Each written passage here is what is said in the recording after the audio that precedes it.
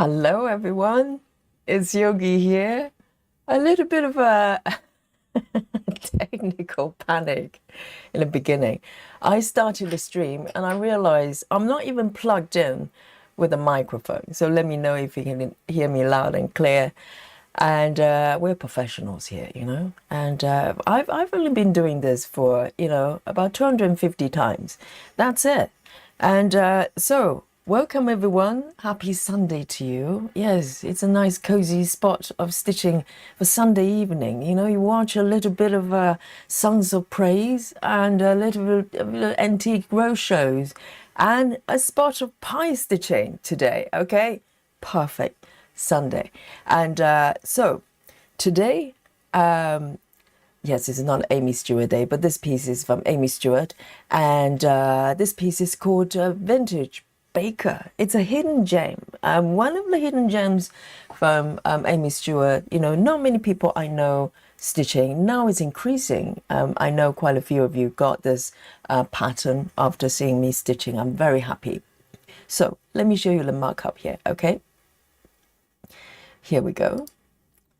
And this is it. It's just so nice and cozy. Perfect for Sunday, actually. Weekends are just the best for cooking and baking, maybe. Some of you maybe do meal preps, that kind of stuff. So it's a day that you can just, run around the kitchen, not naked, just kind of, pottering about the house, the kitchen. And, as a yoga teacher, unfortunately, I do, I am more busy during the weekends. But this is the kind of ideal Sunday in my mind, that where you can just put your feet up and in your pajamas and just do a bit of baking. And look at all the beautiful accessories. It's just so cozy. And this piece has quite a strong kind of retro feel to it. And the color scheme. There is another piece. It's kind of similar in a similar line. Is called maybe it's this one's vintage and the other one's retro, and I prefer this one. I think personally, but have a look at the other piece as well. I believe it's called Retro Baker as well. I don't think they're companion pieces, but if you like this kind of theme, you might like the other one as well. So this piece, I started working on, I'm thinking it was maybe towards the end or middle of 2023. So it's been a little bit, and but nice and slowly, I come back to this piece from time to time, and every time I come back to it, I'm just having a lot of fun. And I was talking about this yesterday. Sometimes we have our favorites of the month or favorite of the recent time, and this is definitely one of my favorites. I'm really feeling it. So let me show you my progress up to this point, okay? And here we go. So not bad at all, really. If you have seen my full coverage other pieces, full size pieces, you probably be slightly impressed by my progress here. This is the full width, okay? A little bit to go. I'm not over the other side just yet, but I've made pretty good progress from the upper left, and my intention was to go diagonally downwards, but there's a large pie going on there. So just to change the scenery from time to time, I moved to the right side gradually. And I've done this kitchen timer, which was very, very confetti. And also this rising sun card type thing. I don't know what it is, maybe some sort of greeting card. And a tea bag as well. And really, really fun. And if you've been following me on this piece, you probably remember that I've been working on this little lady here. Okay, let me turn on the markup so you know what I'm talking about. This lady here, the baker lady, and we kind of delve into what she's doing, what's behind her, etc. She's holding a pie, looking really happy and proud. But today, for a little change, I'm going to do a little bit of pie stitching. I probably gave that away just by showing the my hoop here. And so let me show you the numbers, okay? This is a delicious cherry pie here. And in terms of the progress, the percentage, currently I'm under 10%. I'm saying I'm saying it in a very optimistic way. Even 0.4%, probably, you know, it takes a few stitches to get there. But you know, I'm under 10%. 10% is a big milestone.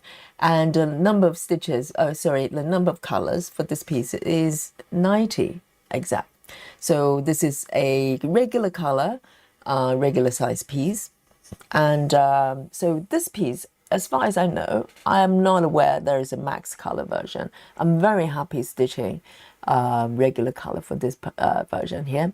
And let's start a new sprint. So this is a counter. Is going to capture every single stitch I've made up to this point tonight. And let's see how it goes. Every day is a new day. And hello everyone. I want to say hello to all of you. And yesterday we had double stream, didn't we? And I did a little bit of crocheting during the stream for members. And we also did an Aimee sale. But today we're come back for we're back for another round, and we have Rajal in the chat. Hello, first to report to the chat, Rajal, well done. Says hello everyone, happy Sunday stitching. Happy Sunday stitching to you, Rajal. And Clara is here as well, and say hello, and one and all indeed. And I hope you're enjoying your Sunday so far, Clara. And oh my goodness, Nikki and says, wish I could hang today. Been so busy. We'll try to catch the replay. Happy stitching. I know Nikki's been so secretive recently. We do miss Nikki, but she's working on some sort of secret project. Last time when she came to the chat, she was reporting from work club. I ask you, I'm working on what? Okay, she did mention she's working on an Etsy shop. Okay, so I'm really looking forward to it. Nikki, you go for it, but make sure you come back and say hello from time to time. You know, we miss you, and we'd like to hear more about your secret project on your Etsy shop. What is she selling? You know, I'd like to know. Big hand gloves and giant avocados, probably. And we also have Guy Lane as well. Hello, happy Sunday. And Gayla as well. Great to see you. And Tina from Nick and Tina is here and working on Spring Sampler today. Amazing. And you can work on anything you like. Sunday is free for all. And Sarah as well. Oh, Sarah. Yes, Sarah normally is not here on Sunday, but today she's here with us. And she says, Mr. had to go to work today on Sundays. My goodness. It's great. You know, when he goes to work, send him to work whenever you can. He gets to make more money, you know, overtime on Sundays, and you get to stitch. It's a win-win situation. Amazing. And Susan is here as well. Hello. And Samantha as well. Hello, hello. I hope you don't have to work today. Samantha has to work. Samantha works at retail. So, you know, weekends are actually very busy, just like being a yoga teacher. And Suzanne is here as well. Hello, hello. To Sweden. And Chloe as well. And Mandy Moran. And Laura is back here saying hello to everybody. And Janine, oh, Janine today is, oh dear, what's happening? I was about to say Janine is here on time for the class, and she's reporting to be sick today. Janine, what's happening to you? And yes, you know, take care of yourself and drink lots of water and come back to join the chat, you know. You're going to feel so much better. My goodness, am I seeing a ghost? Am I hallucinating? It's our Steve, gentleman stitcher here. Hello, great to see you, Steve. Welcome back, and I'm glad you're well. And Monique as well. Hello, and Love Drunk is also here, and Grace Houston is also here as well. And did I see Susan? Yeah, Susan Barn is here. You know, Susan got one of those dolly tees, the merchandise of the channel, you know, the official Dolly tee. And she got a red version and she looks so adorable. She posts pictures on our Facebook group. If you haven't joined, go join the group, and you get to see Susan in that beautiful Dolly tee, and holding the mug as well, the frog mug. Susan is fully ready for the stream. Yes, very well done. And Ruth as well. Good morning. Yes, Ruth is from Australia, so it's morning over there. And welcome everyone. So I hope you've been having a really good time, whether it's a Sunday or Monday to you. And, you know, very often I'm here from one day over the other to the next one, because I stitch over, you know, across, you know, past the midnight pretty much every single day. So, you know, it's almost like marathon from one day to the next. And so let me know what you're working on. Oh, Samantha says, I've been cleaning and rearranging my house and then going to work. Yes, Samantha has to work today. Yes, do a little bit stitching. Okay, so Samantha is doing in reverse compared to all of us. We go to work perhaps and come back for a spot of stitching. And Samantha is doing the opposite. And we salute to you, Samantha. And so let me bring on my work mode here.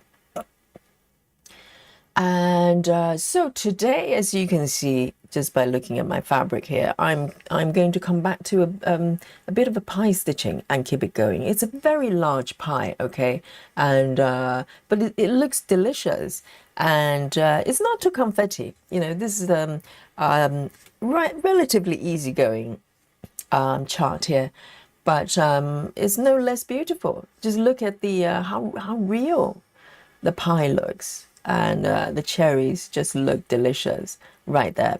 So I am going to maybe focus on around this area, just to bring, you know, the stitch area down a little bit and slowly filling up. And also, you know, I had a bit of a incident with this chart. I deleted it.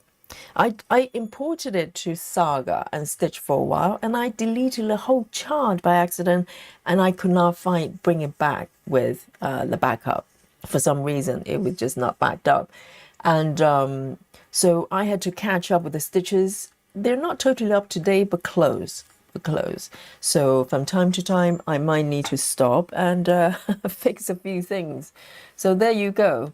Let me bring on my new magic pen as well, because I've been doing 5x5 gridding for my stitching recently, and it's working quite well for me. I just feel that it's helping me to make less mistakes. Not saying none, you know, things can still happen, but they seem to make the process a little bit easier. So I'm going to keep going. So I'm going to start around here and pick a color that's got a few stitches. So I get to warm up today, and let me have a look. Okay then. How about this one? This one looks respectable. And Diana Smith is here as well. Welcome. And Monique says it looks yummy, the pie, so realistic. I know. Just look at the cross here. You know, it's gorgeous. It's gorgeous. So let me just get started. Maybe I can do a spot of gridding here to start with. So please watch my gridding, okay? Because I could count it wrong still. If I count it wrong, it doesn't matter what I do. It's still wrong. 1, 2, 3, 4, 5 here. 1, 2, 3, 4, 5. Okay, the center bit is actually over here, I think. Let me count one more time. 1, 2, 3, 4, 5. Okay. 1, 2, oops. 1, 2, 3, 4, 5. Okay. something like that. And once I establish a couple of boxes, blocks, it's a lot easier to do the rest. 2, 3, 4, 5. 1, 2, 3, 4, 5. Does that look correct? 1, 2, 3, 4. Oh no. Undo. This one looks a little bit weird. Luckily, I can just erase it. Let me just do these two first, and I'll grid as I go. Steve says, I'm doing fine, not looking for a sympathy party here, but I've been dealing with my mom's declining health and recent passing. Oh my goodness. And now I'm the executor of the wells and mostly lurking lately. Steve, sending my love to you, and I'm sure from the chat as well. There's a lot to deal with, okay? Passing of the loved ones and all the, not just the grief itself, but also so much going on that you have to, take care of. And I'm sending love to you. I'm so happy that you're back. Yes, you can lurk all you want, and occasionally, just say hello so we know you're doing well. And my condolences to you and my love to you. And, I hope mom is in a peaceful place. And maybe a spot of stitching can, maybe help you to relax a little bit. And you need to give time to yourself as well. I know there's a lot to deal with. I deal with parents passing as well. It's no joke. It's no joke. So, tons and tons of love and hugs to you.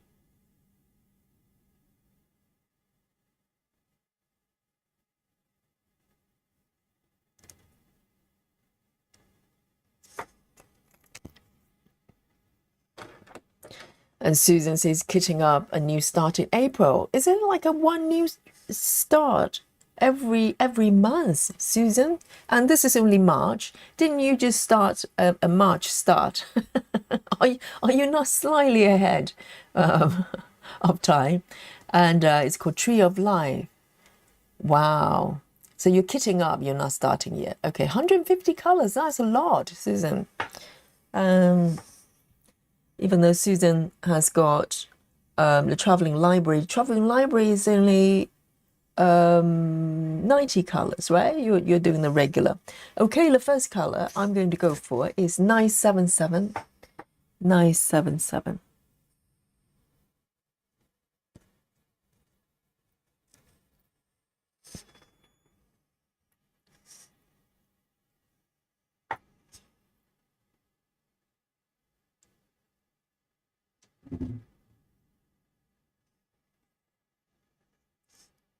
Samantha says the cherries even have shines to them. I know, for 90 colors. So, we sometimes wonder whether you need tons and tons of colors to create something that looks amazing. You don't, apparently. It was well charted, I think the colors just add maybe some extra depth, but this is totally gorgeous. Look at the pie crust. Delicious. Okay, I am going to start here. Let me zoom in a little bit so you get to appreciate the deliciousness of this piece. So I am going to find my spot here.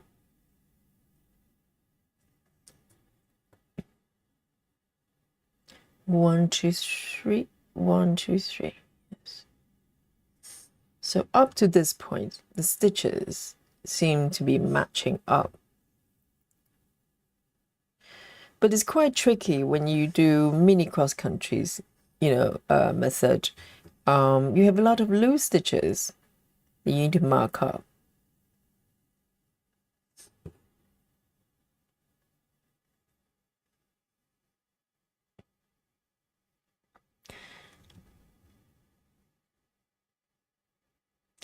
And Susan Barnes says, I have a new start. It's a small one from Stitches So Beautiful.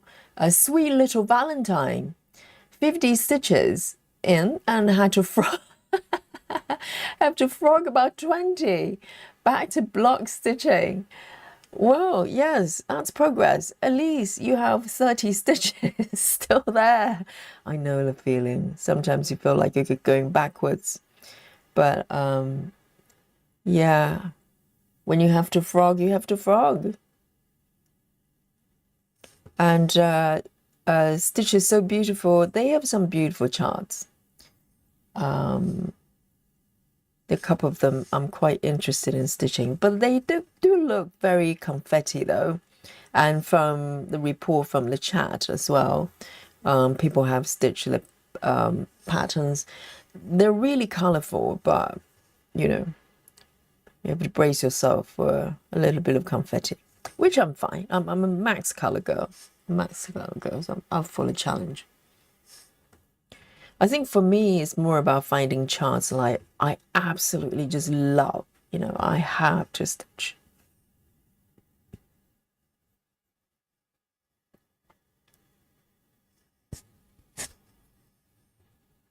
I'm so happy with you, Steve. And if you don't mind sharing, how old was Mom?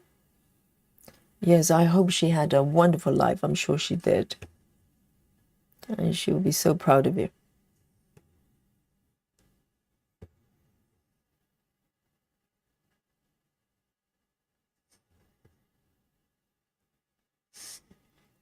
I need to remember to turn on my 5x5 grid as well.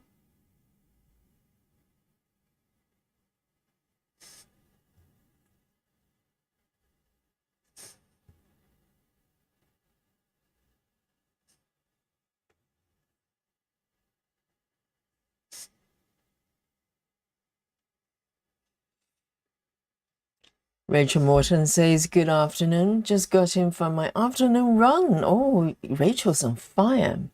And I hope you enjoy your run. And yes, Rachel's been creating charts as well.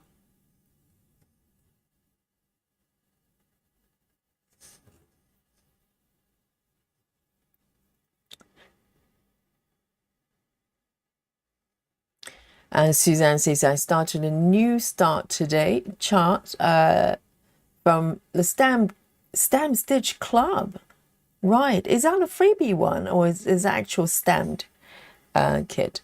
And Suzanne says, I decided to get a chart instead of waiting to buy the kit. I got the pricks everywhere. Oh, I love to see it. Yes, I think it's, I'm trying to remember the lady's name. Not Claire. I kept thinking it's Claire. What's the lady's name? The lady that owns Stamp Kit Club. It's a UK company. Someone can remind me, but she's been very kind. She's been posting free chart on every Friday. I think they have a freebie Friday thing going on there.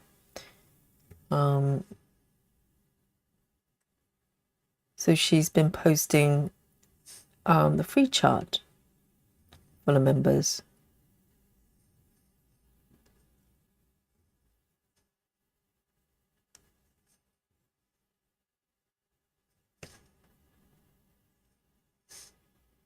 Louise, yes, Louise, that's a lady.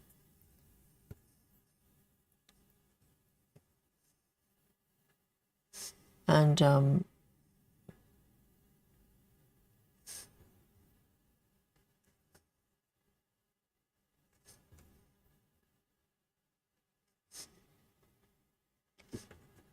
let me find my way up here.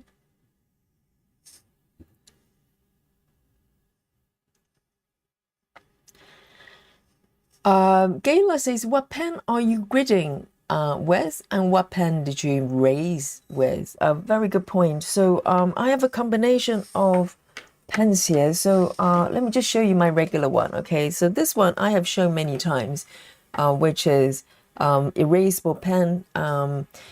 It's got kind of eraser at the back, but you can just dab a little bit of water. So it's all the ink can be removed by washing or just dab a little bit of water to remove. And it comes with blue pen like this. So the tips are quite fine, but I find for 25 counts onwards, when I grid with this one, the line starts to bleed a little bit too much. It's workable, but it's a little bit too thick.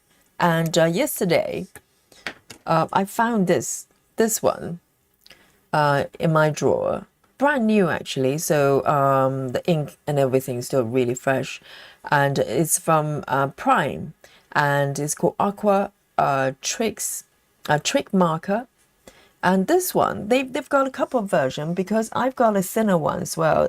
The one that's got a thinner tip, but it's too fine to for the fabric, I find.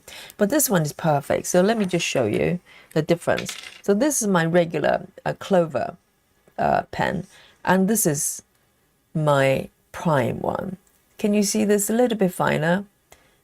And they both have very fine tip, but this one is just perfect at this point for 25. I have not tried it on 28, but I suspect whichever case is going to be slightly finer than this one. So as you can see, I can just about drawing the line there without bleeding too much. So this is from Prime. I hope they still make it, because I found it in a drawer.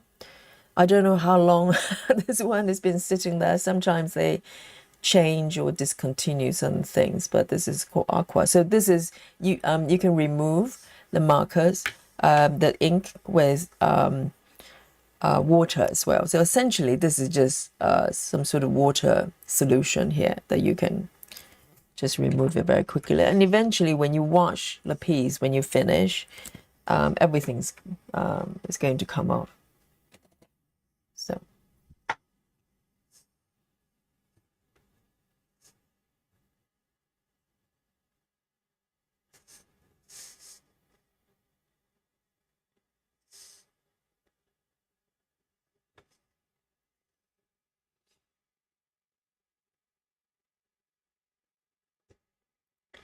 and Chelsea's here. Hello. It's been a little while. Welcome back.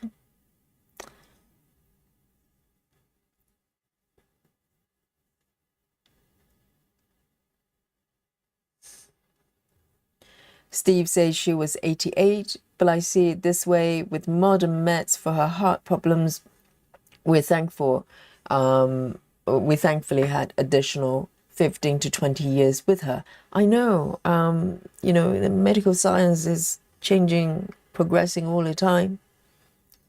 And yes, I'm really happy the mom had, you know, much longer life and happy life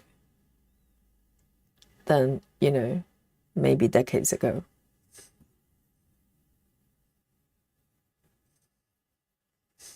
I mean, it doesn't matter how, you know, even mom was 120, it doesn't take away the pain. Absolutely not. So definitely feel for you.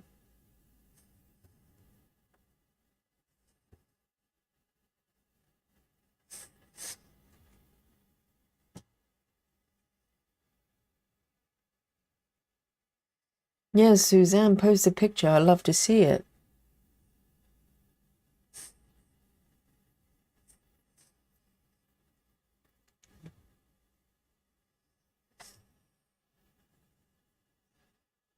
What's a tarot style?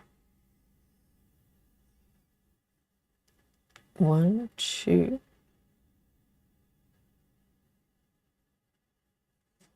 So with a cross in the middle, I think I need to be mindful about is because my chart is actually going from center 2 stitches out, you know, up, left, right, and down. And sometimes when I draw, I actually do 3 stitches instead. So that can be, you know, slightly misleading. So I'll do my best to grid it properly to match my chart. Well, I do find 5x5 very, very, very helpful.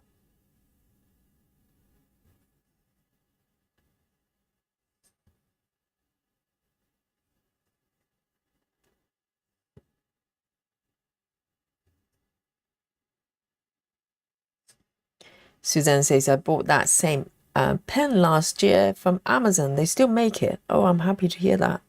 Because I'm one of those people, if I find something I like, I'll just rush out and buy 3 more just in case they discontinue within reason. You know, I don't do the same with bicycles. I don't buy 3 more just in case. But small things, you know, accessories and stuff like that, if I find them really useful, and I do the same probably with makeup as well. If I do find something that works for me, and I just buy a couple more as spares just in case they discontinue, and they do. You know, sometimes they just, for whatever reason, even though it's a really good product, they just stop making them. So very often I just go out and buy a few spares. And I've got my coffee with me as well. I just brew a new cup before the stream. I'm dying to drink. I can smell it. 1, 2. Let me grid this one as well. And I'll try to do it properly. 1, 2, 3, 4, 5.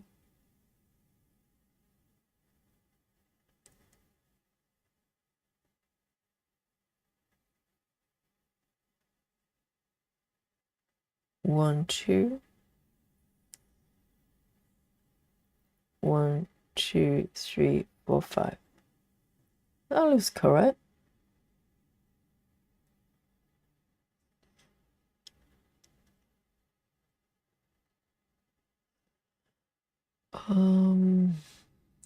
Trying to find a color that's gonna stand out of this chart.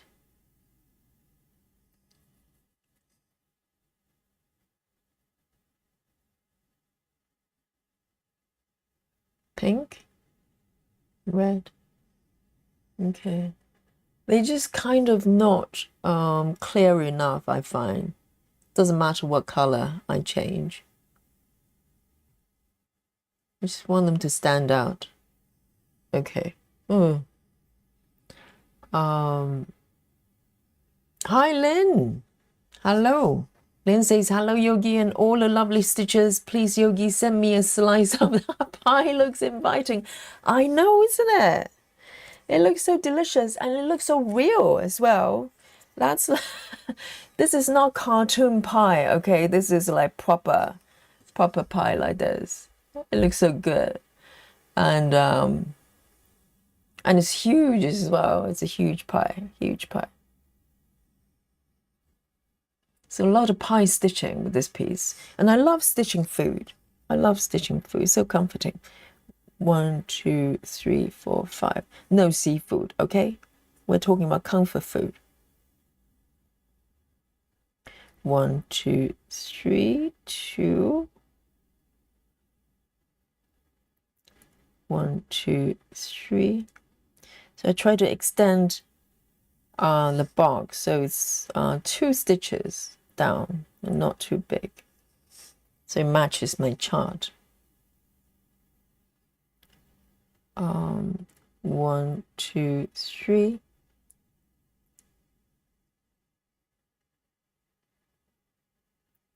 1, 2, 3, 4, 5. Here. 1, 2, 3, 4, 5. Okay.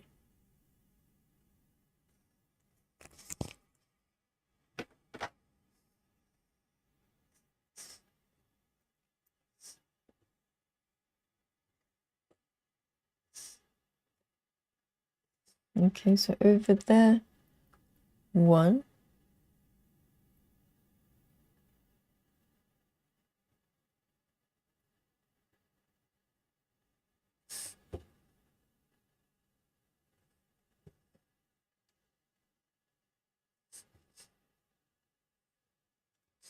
Okay.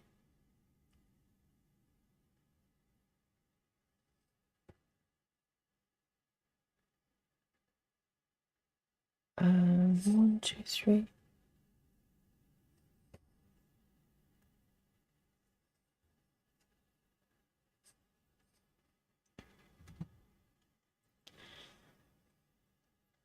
Chelsea says, question, where do you get your needles? I'm using 26 size needles for the 18 count project, and I've snapped 4 of them this month. 4. 26, for 26, I buy mostly. So chat, you can probably all chime in as well. What are your favorite brands for 26? But for me, I use these ones. So the golden ones are from Prime, the same make as this pen. Okay, I'll just show you. It's the same brand. They do these golden eye ones, and I really love them for 26 size 26 because the eyes are huge and very easy. Because 26 needle 26, I normally use them for 2-strand stitching. So very easy for 2-strand to go through. I tried John James. I love John James for 28, size 28, but for 26, the eyes are so narrow, I couldn't do it. So what I've got for needle 26 is a combination of Prime and DMC. These two have very generous size eyes, and they're so strong. I can't believe that you snap them, because I tend to bend size 28 needle, but 26, I have not done so yet. They're saved from my powerful grip. So these are combination. The gold ones, the ones with golden eyes are from Prime, and the other ones, I think most of them are DMC needles, and they're very strong. They're quite chunky. So I don't know. Maybe Chelsea's got even more powerful grip than me. They're just snapping needles. I haven't got problems with any of the 26 size 26 so far.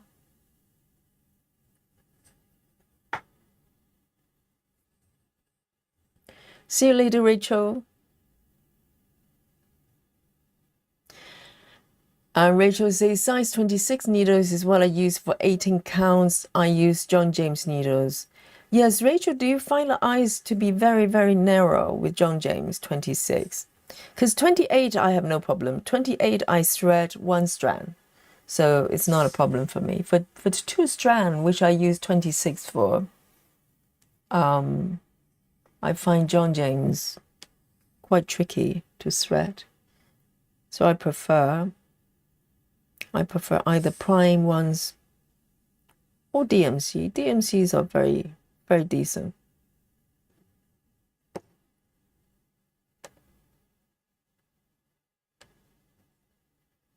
Oh, I don't know what's happening with this. Got stuck.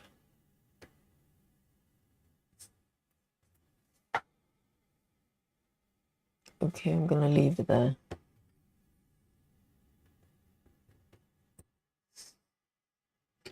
Oh, Suzanne actually used size 28 on 18. It's so tight. Interesting, but do you not find if you stitch 18 count fabric, you probably stitch with 2 strands, right?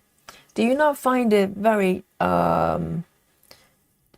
quite hard to thread 2 strands for 28 size 28 needles? I do find that, or maybe it's just John James needles. Okay, next one. I am going to try to stitch in order so I don't have too many loose stitches left behind.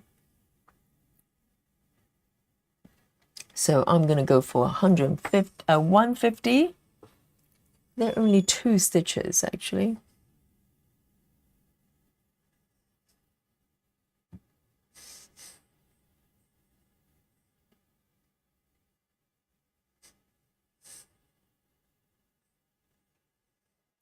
Oh, Lynn, that's so nice. Lynn says, so this is a message to Cynthia. Lynn says, Cynthia, if you're watching, hope you're doing okay. Get well soon. Yes, Cynthia is going through some health challenge right now. She fell over on ice and broke one of the legs, I think.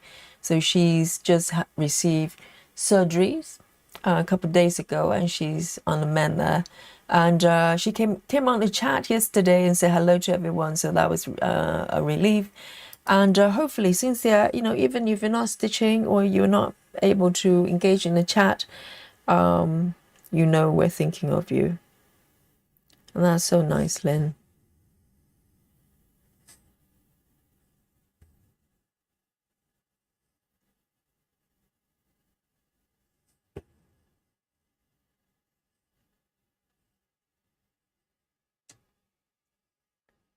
Suzanne says ballpoint needles are great on 18. I still haven't tried those. The ballpoint one. Because normally the chunkier, well, I generally just use 28 for a single strand and 26 for everything else. So it doesn't matter what fabric count I'm stitching. It seems to be working so far. Just keep things simpler. I think the challenge for me using specialized needles like specialty needles like ballpoint is the fact that the way I'm using the needles, I use so many. I cycle them through because I have my needle board on the side. And so in order to make it work kind of meaningfully, I literally have to have an entire batch of those needles. It's just not practical. 150 going back. Let me take a sip of my coffee. Oh, I just cannot resist anymore. The smell is so good. Lynn says, the cross needle, the cross stitch guide do gold needles. They're wonderful to stitch. You will never go back to other needles. Yes, I like the golden eyes because they're quite easy to see, but also it's just the generosity of the size of the eyes. That's the key for me for 2-strand stitching, because otherwise I struggle. It's no fun.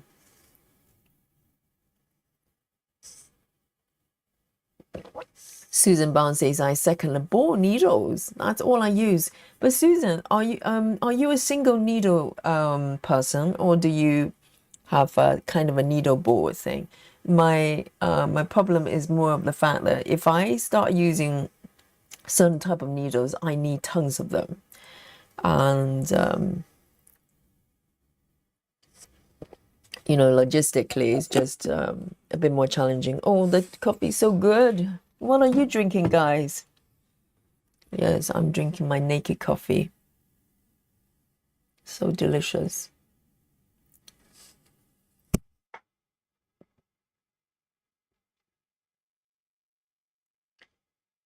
And there's another brand I'm yet to try as well. I think it's Bohem needles.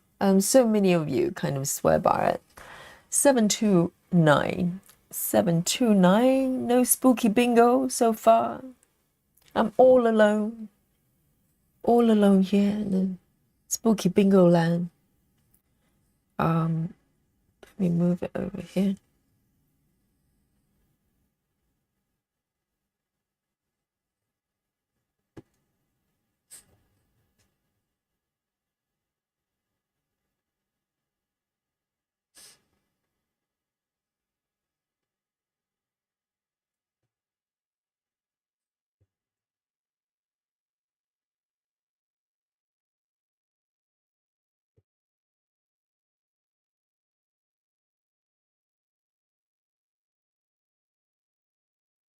And these cherries look so delicious, and also the jam as well. I think it's probably cherry jam as well.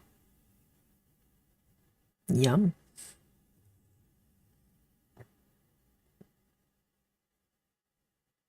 Suzanne says, on my needle board, I use different needles, but if I'm going to stitch a lot of stitches in one color, I'll switch to my ballpoint needle. Okay. Yes, because they're a little bit more expensive. And also, I do break my needles. I'll probably just break them left, right, and center. I'm okay with size 26. 28, I do bend them. I don't know. It's just the way I'm stitching.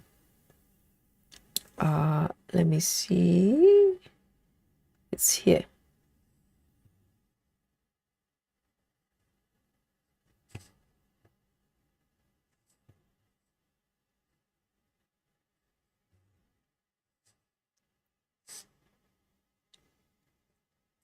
And then we have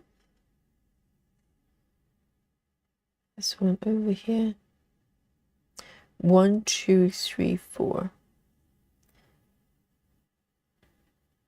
1, 2, 3. Okay, that one is done. So this is, you know, from this point on, the stitches are not totally matched up. So I need to be a little bit mindful. Okay, I've got this one.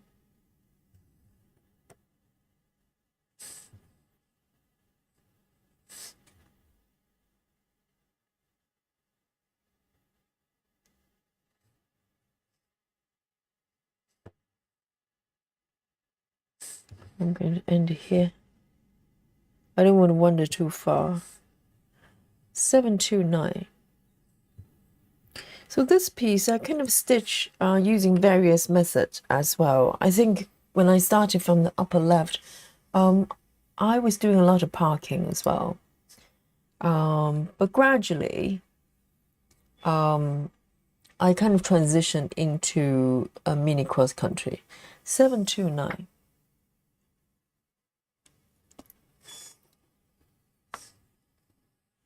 Very nice.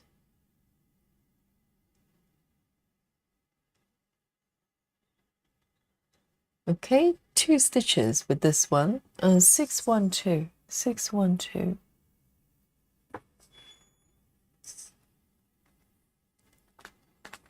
Susan Barnes says, I bought a large quantity of needles from Amazon for the board. They're not ballpoint ones. When I get more ballpoint needles, I do trade them out on my needle board. Okay, so you're happy to mix them up. And just like Suzanne says, sometimes when you have to stitch somewhere, you know, with the same color, let's say 20, 30 stitches, then you switch to the ballpoint one. So do they come in different sizes as well? So the size of the ball would change, wouldn't it? 612. 612. 612.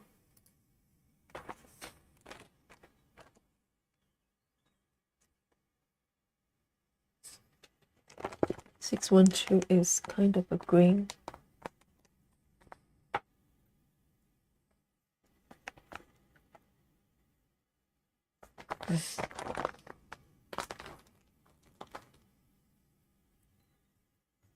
So you can, you can see just the number of needles I use in a single setting.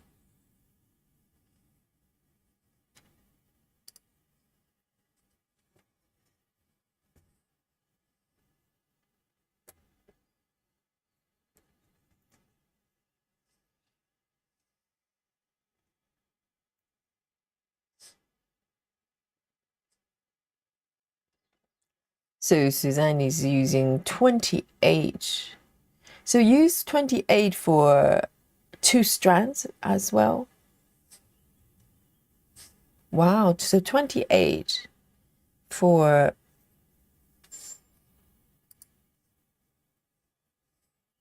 all counts.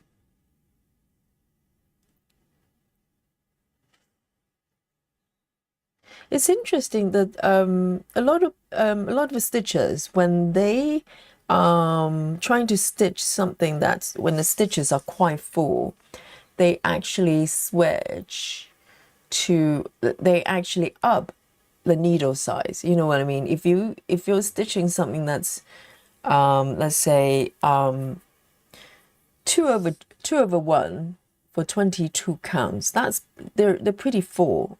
And a lot of stitches actually go up, not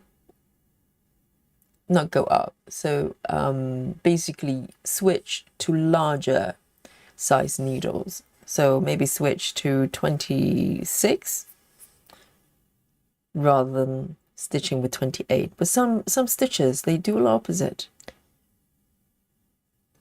They go for finer needles.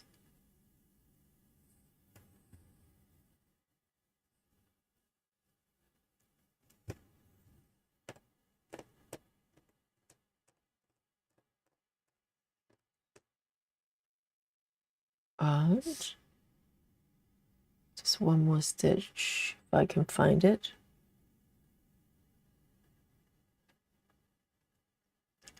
These are two. Okay, this is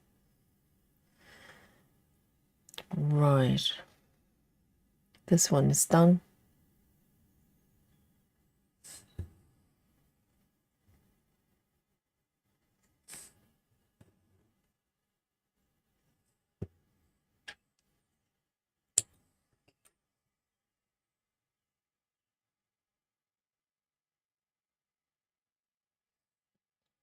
Six, 1, 2.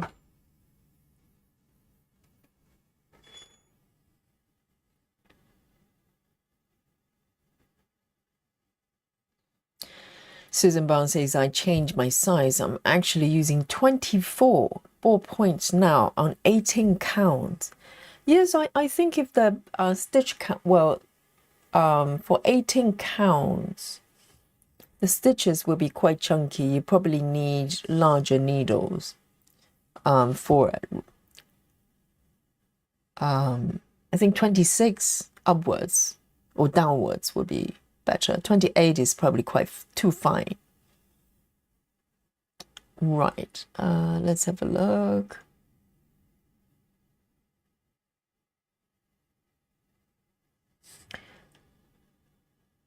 Let me see if it matches up. Okay then, 165, 165.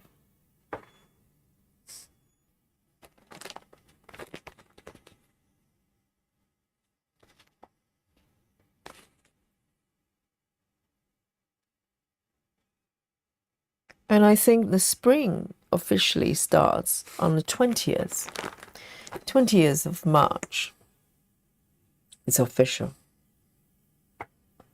It's not that far away.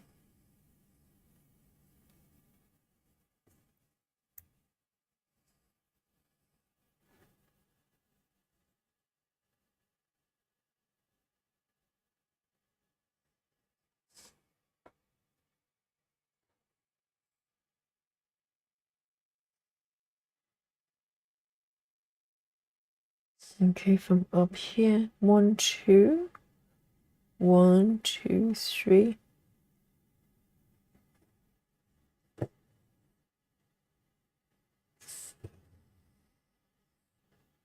It's worth filling in these loose stitches. So, because sometimes if I just keep moving forward and just pick the colors that's got a lot of stitches, eventually I'm going to be dreading coming back here, to fill in all the loose stitches. So it's much better if I just pick them up and do them as I go.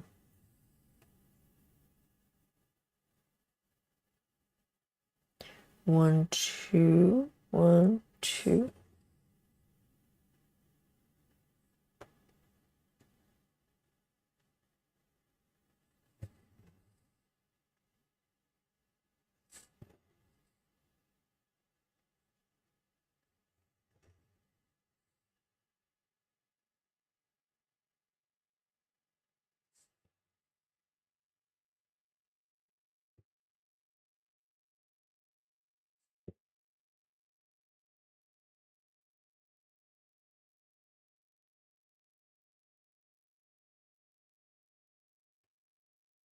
Okay, 1, 2. I think these two.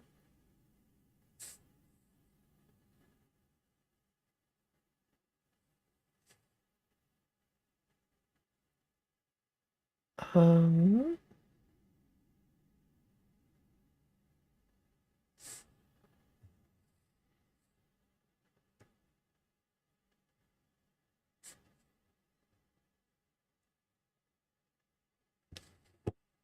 Oh dear. 1, 2, 1 already.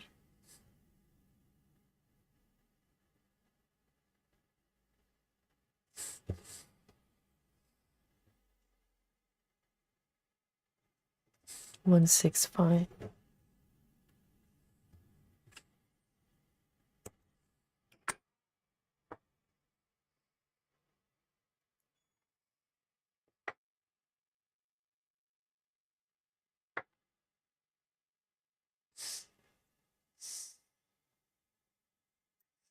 Suzanne says I've been using by number, and then I just skip the ones that have a lot of stitches. Okay, so does that mean you have to use the highlight box, right?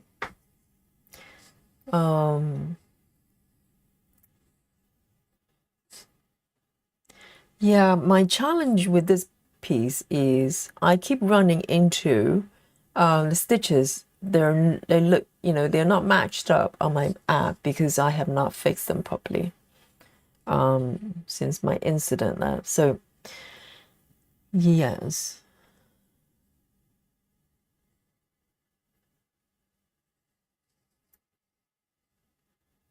So Suzanne is using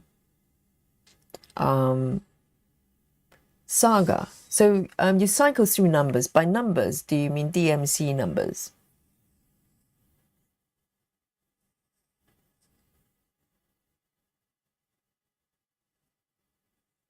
And Suzanne says, but I'm doing sort of mini cross country, so I turn it off, but I leave a few stitches in the box. I have not used the highlight box for this one because all objects on this chart, they're quite large. Well, I lied. I used the highlight box or the free selection for the lady, for the baker lady. 7A3. 7A3.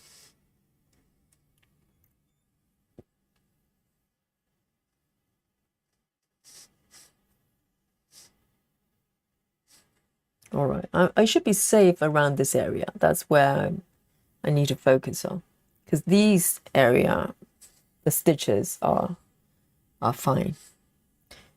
They match my chart. Here.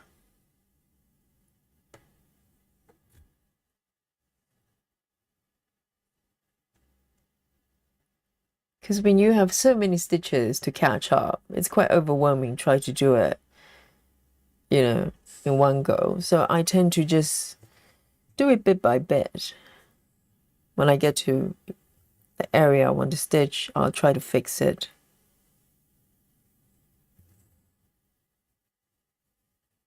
Hello, Rochelle. Happy Sunday to you too.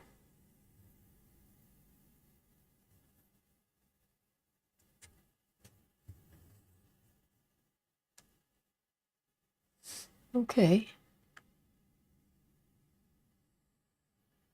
And what are you stitching today?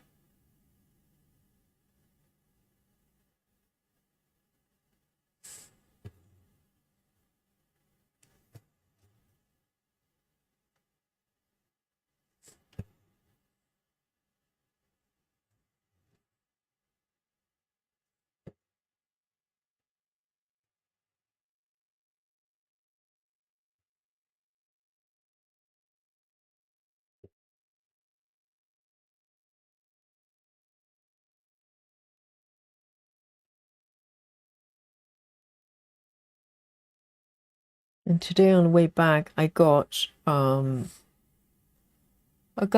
gherkin. I love gherkins, and I got a jar and from Sainsbury's, and so delicious. I had a few with my salad, and what else did I have? Avocado, the chat's favorite, and what did I put on top? And yes, it's a big jar as well, and because sometimes some of them, the pickle ones, they can be slightly overpowering with the vinegar, but this one just so perfect.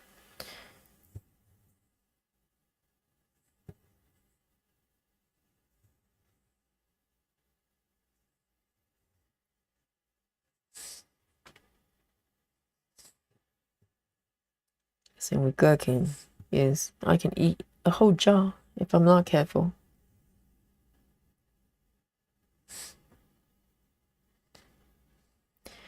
Rochelle says working on what else? Traveling library. It could be something else. Oh, 7.11%. Wow, Rochelle. I'm slightly over 2, okay? No competition there. And Rochelle is drinking lemon water. It's hard. Oh dear. Yes. Today's been okay, sort of average. Slight, not warm yet in London, but I can feel it. I can feel the spring.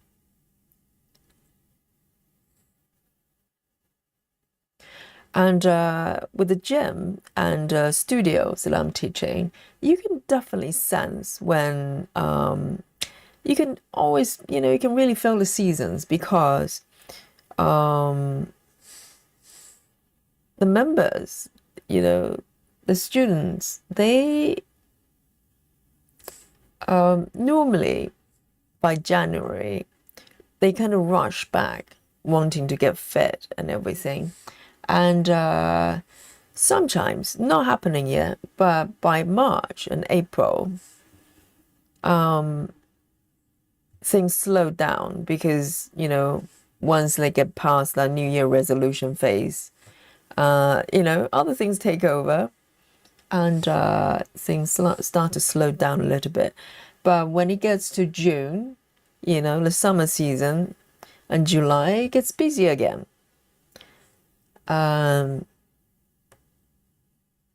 It's very seasonal.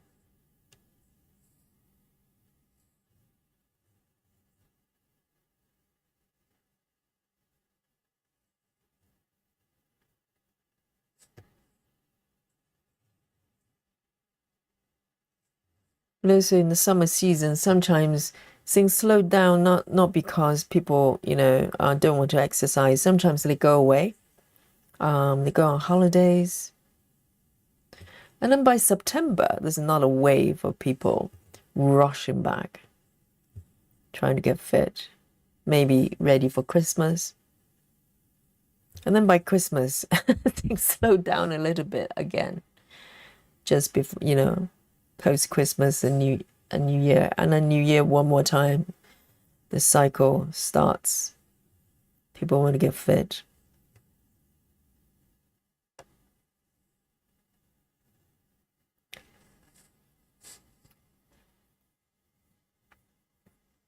Chelsea says it's up to 13 degrees this week, but then back to 4.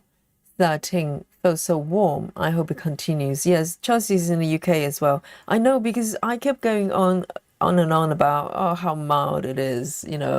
It's all the spring is here. But the last couple of days, yes, I can feel that the temperature kind of drops a little bit, and probably it dropped a little bit more where Chelsea is. Well, the trick with the weather is do not talk about it. You're going to jinx it.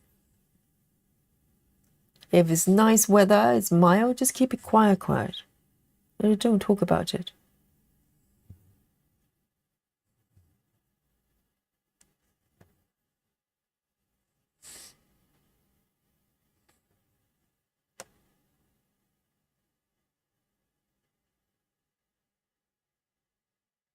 One, two, three, 4. 1, 2.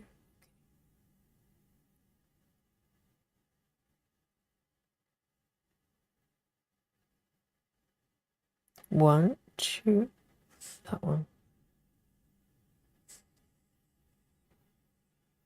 Rochelle says 31 degrees Celsius.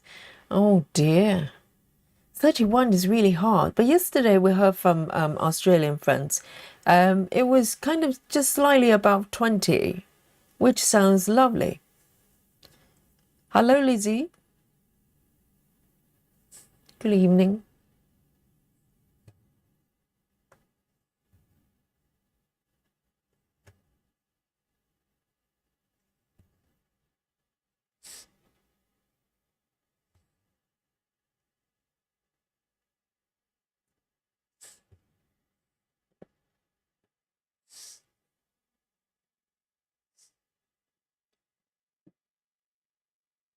Suzanne says, I'm making myself go out tomorrow. I've got to pick up my glasses. Yes. It's nice to have a walk sometimes. Or on a bicycle, you know?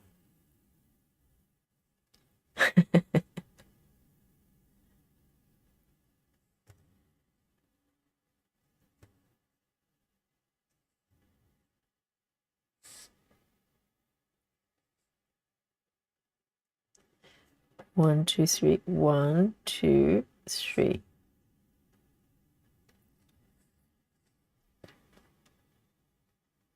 Oh, we have new friend, guys.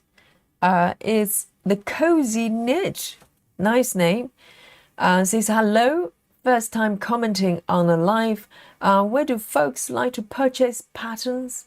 Also, do you purchase kits or buy the pattern and the floss separately? Oh, very good question.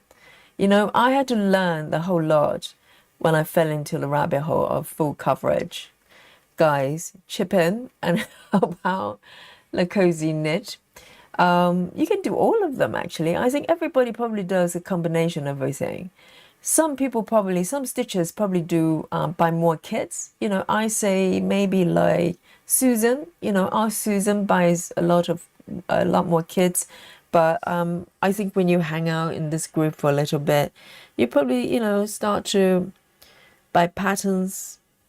There are many really nice companies and you want to kit it up yourself because some patterns, they don't come in kits at all.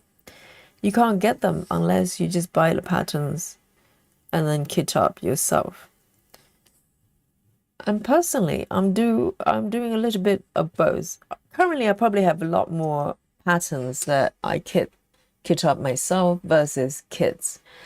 But, you know, a few years back, pretty much 100% of everything I had cross stitching wise, they were all cross stitching kits. 7A3.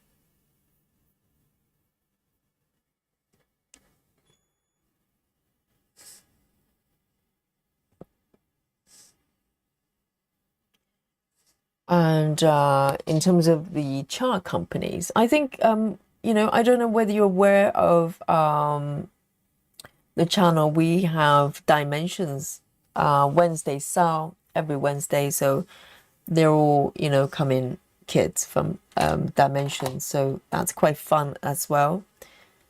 But most of the times we probably do independent charts from companies and then we kit them up ourselves.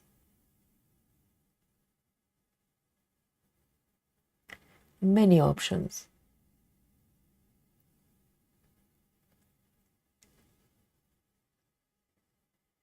Oh, Clara says Gecko Rouge has beautiful kits, highly recommend it.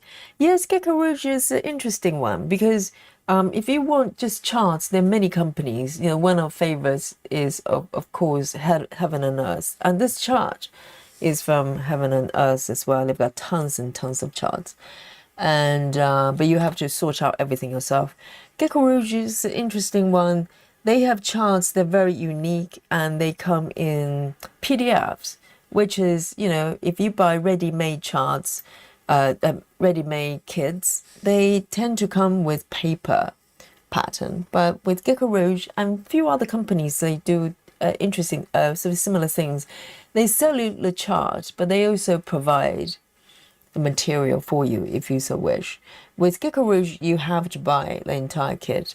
And they give you the fabric, you can choose the fabric count, and they supply you the floss as well, everything you need.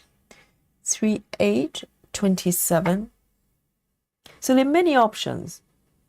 3/8/27.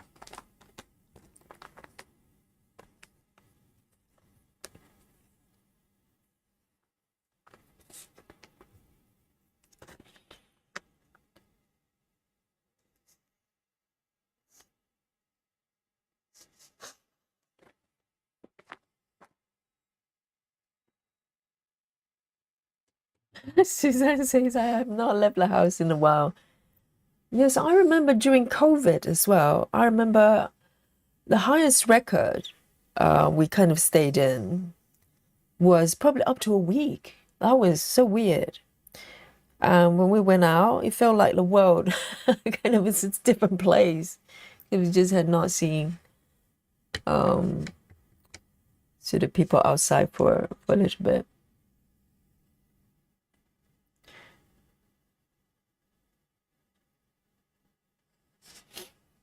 Rachel says the next Thursday and Friday is supposed to be 33 degrees Celsius. We're in trouble, going to be a hot spring. Is it going to get hotter or is it going to get cooler from this point? I wonder, in Australia and New Zealand.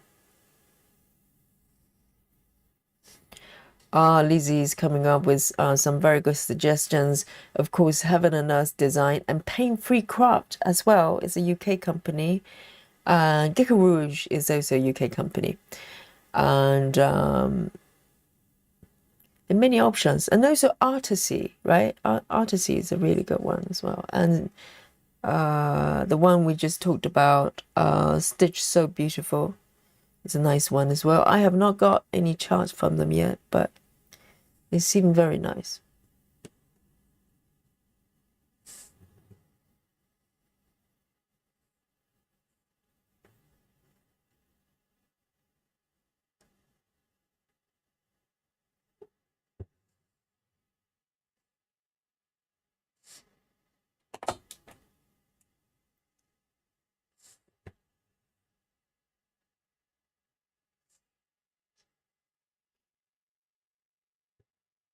Hi, Natty. Welcome. Happy Sunday.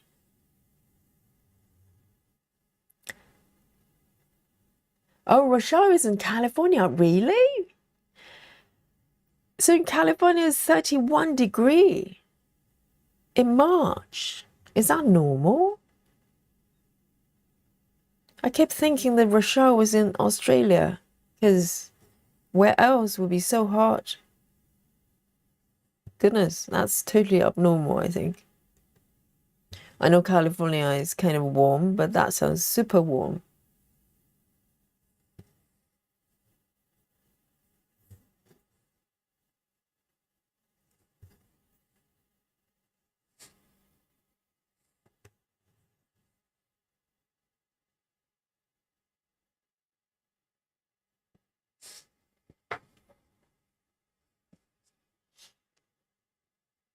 Sarah says I stay home for months at a time, trying to go to town once a month, but usually every other month or two in the winter time.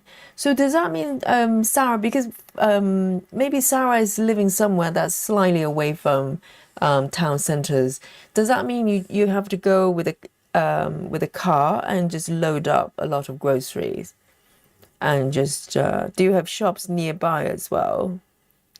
Or do you have to go far to get them, all the supply you need? But everything you can get them delivered anyway, so you probably don't need to do that much. And I think a lot of people work from home nowadays. So, and everything can get delivered to the house. So the reason to go out is probably, decreasing rather than increasing. It's really interesting because after COVID, I thought everybody was going to rush out and, trying to make up for the lost time. But it's actually opposite, I think. People kind of, quite happy stay at home and get everything delivered and also working, flexible locations. I think the policies of the companies do change. I definitely have seen the changes. Majority of my friends, they're still working 9 to 5. They're able to work at least 1 or 2 days from home now. It's kind of become a thing. The time, in terms of locations, is a lot more flexible after COVID. They probably realize that people can do a lot away from the office. Hi, Dominique. Hello, happy Sunday.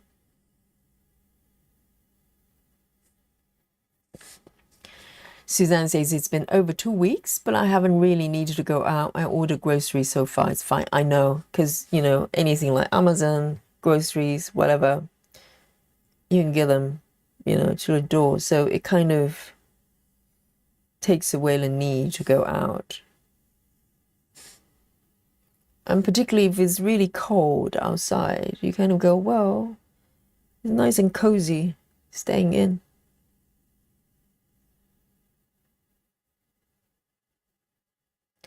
That one.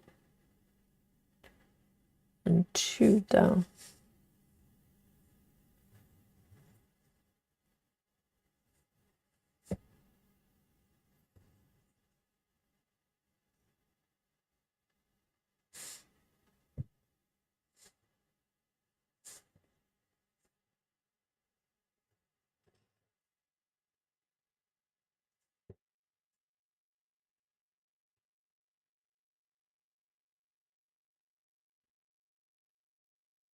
One, two, three, 4, 5.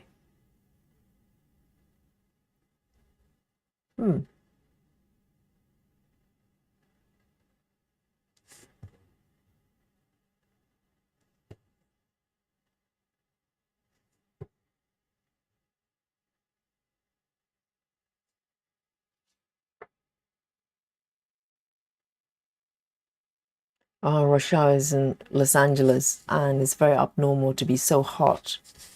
That's so weird. So in Los Angeles, I know there's earthquake. Is it because it's near a volcano? Is there a volcano? I wonder. Not saying it's, you know, anything's going to explode or anything.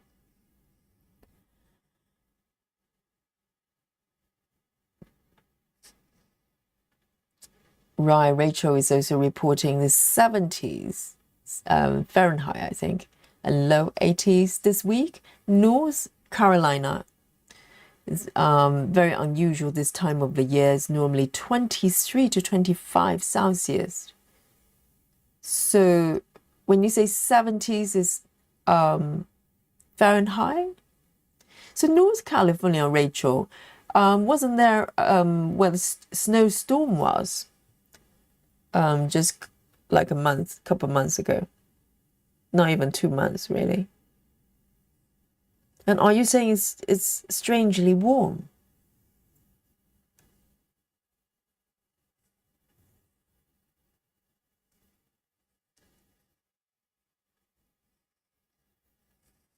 Sarah says the closest shop is 12 miles.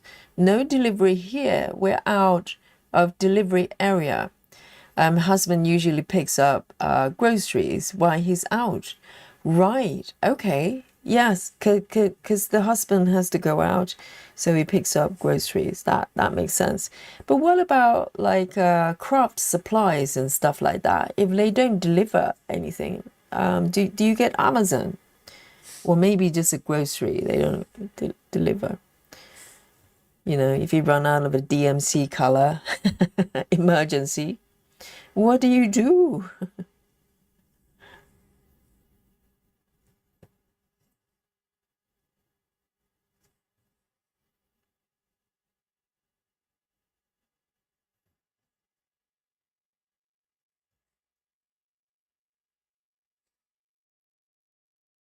And 2 more down here.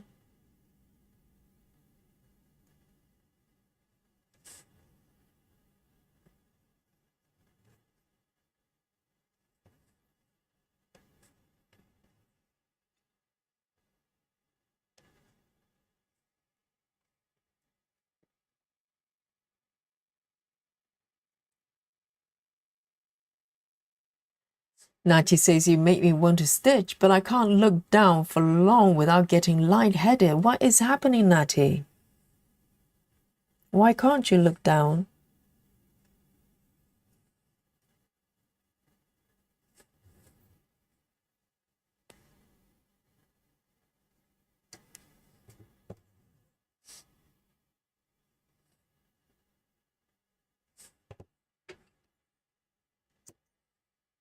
Three 827.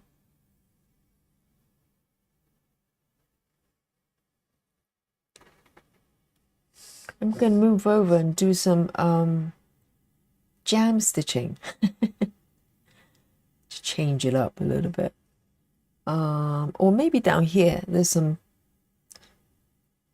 darker stitches. Let me have a look.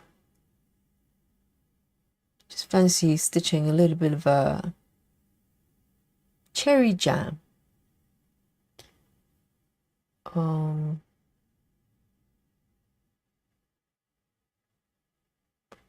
just flipping over to find my spot here.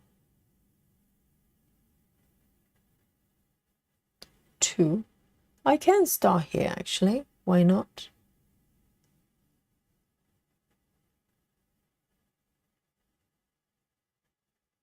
Here.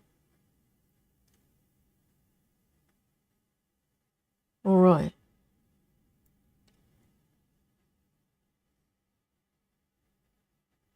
Just want to change the color palette a little bit. So I'm gonna start from here.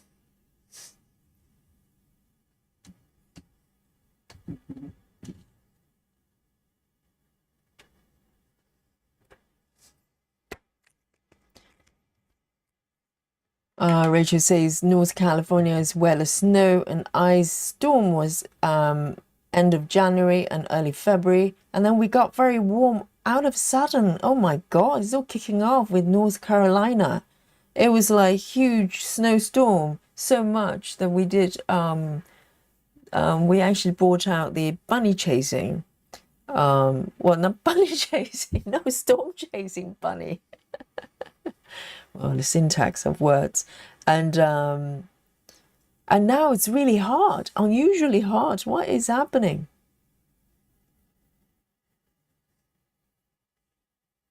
Dear, oh dear. Rise of no volcano. That's good, Rochelle. And Grace Houston says, I also live in California. The San Andreas fault runs north and south through California. Is that a mountain or something? Underwater mountain or something? And there are many smaller fault lines running through the state as well. And scary, isn't it?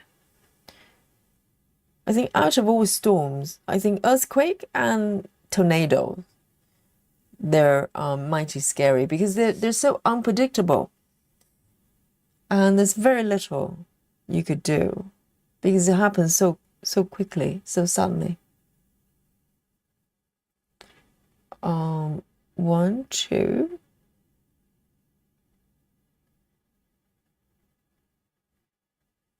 Trying to find my, do a 5 by 5. 1, 2, 3, 4, 5. 1, 2, 3, 4, 5. Okay.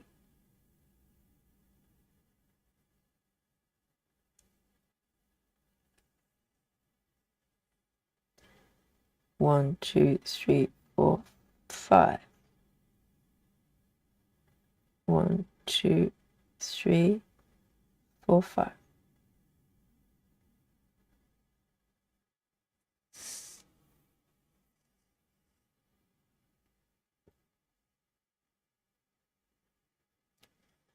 Natty says I'm severely congested. Oh, because of a cold.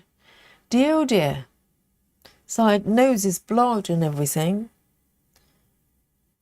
I hope you feel better soon. I mean, you know, sometimes we have sort of we have stitches with sort of injuries or whatever, recovering from whatever. But if you can still stitch, like Travis has got back problem because he got injured at work, and but he can still stitch. So it's kind of, you know, at least you can relax a little bit and do things you enjoy. But if you can't stitch, it's really annoying, isn't it? And I hope it gets better very soon. 1, 2, 3, 4, 5.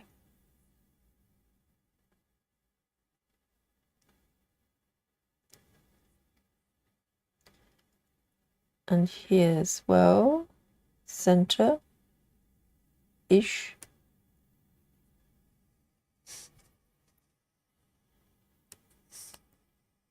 Hi, Chrissy. Chrissy says, hello, everyone. I have a question after the topic you're discussing. I'm importing.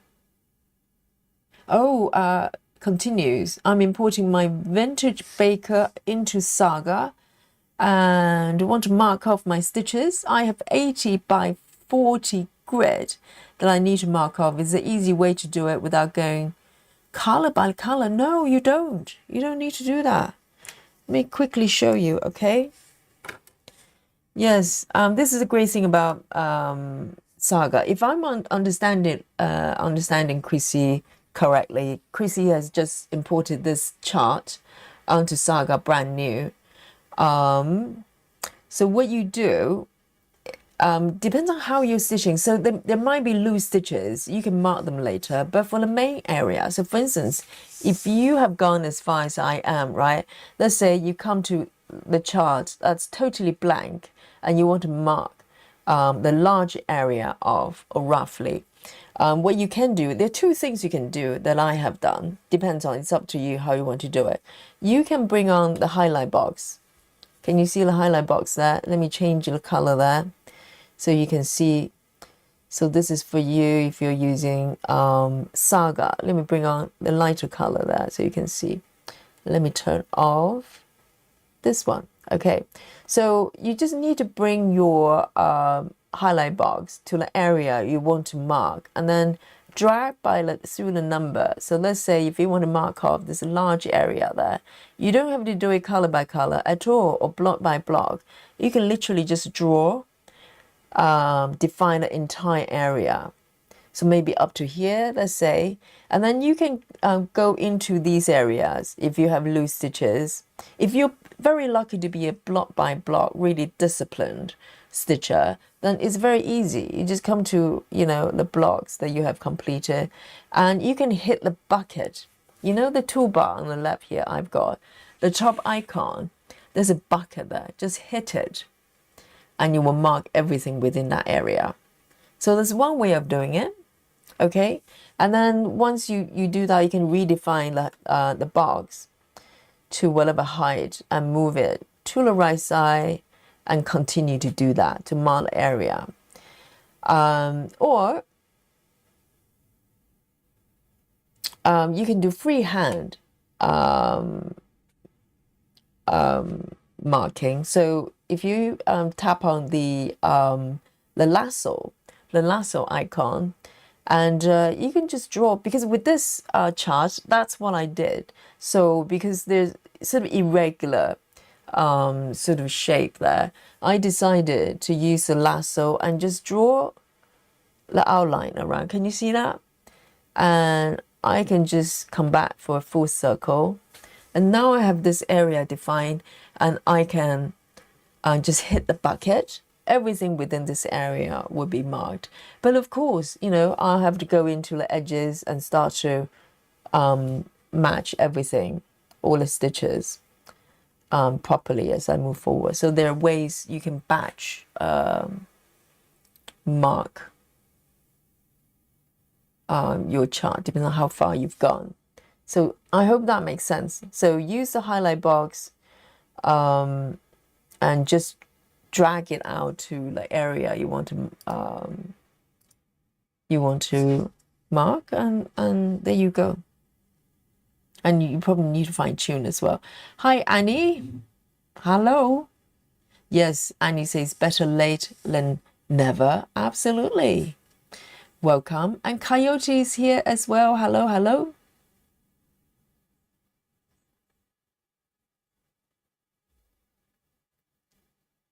Yes, Suzanne is saying the same. You can hit the bucket. I bet Joyce loves that. Oh. When we say hit the bucket.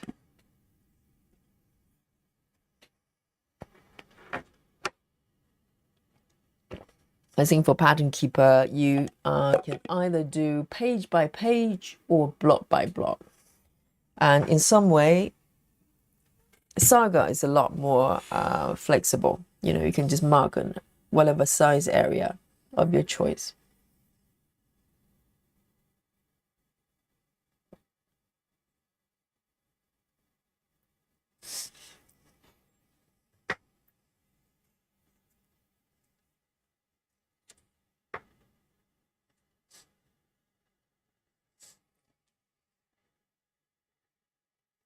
Okay then, let me, I've marked this area. I like to move over here a little bit more. I'm gonna grid a couple more here. 1, 2, 3, 4. Let me see. 1, 2, 3, 4, 5.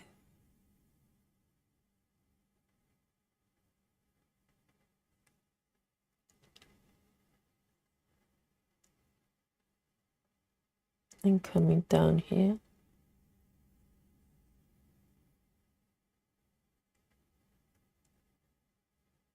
It's easier when you have other blocks as references.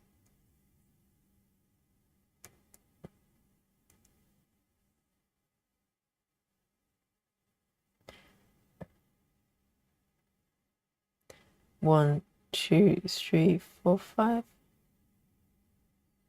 There.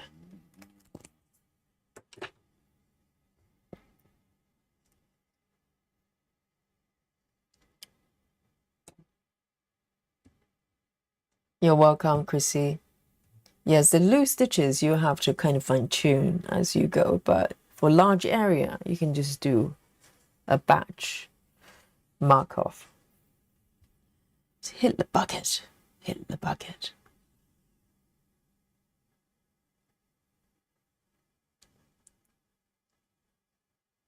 Okay, I'm gonna come back here.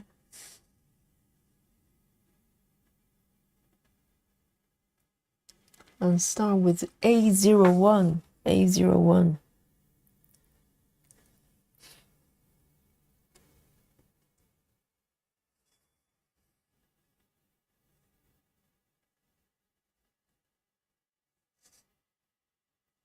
Two.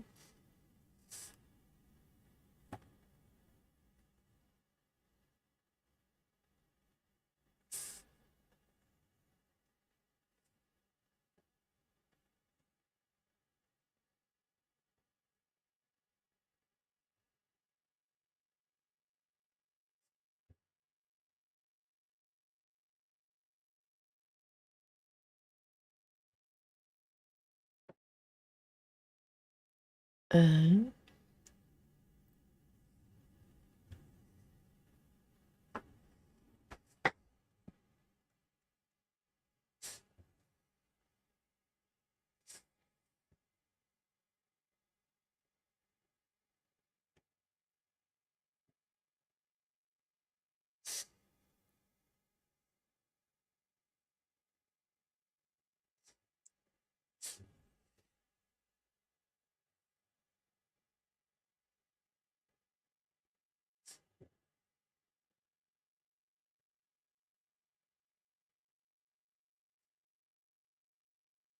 so I'm cheating a little bit. I moved over to this area. I have not filled in this area here, but I just want to stitch a little bit of the cherry jam. That looks so delicious.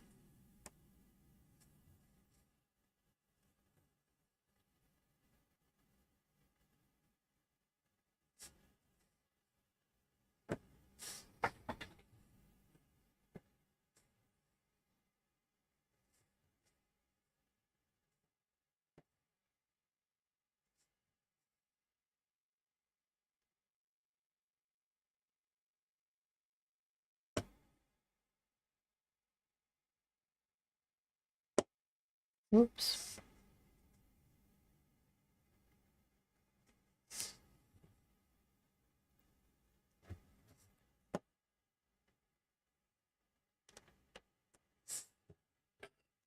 A01.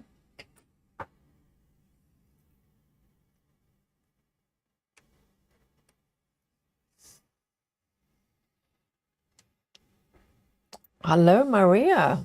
Welcome. Happy stitching to you as well. Great to see you.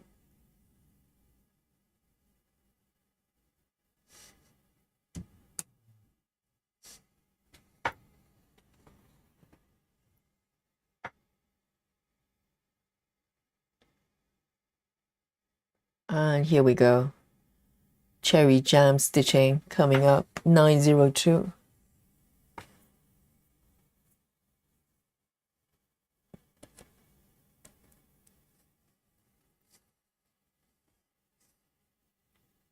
from here.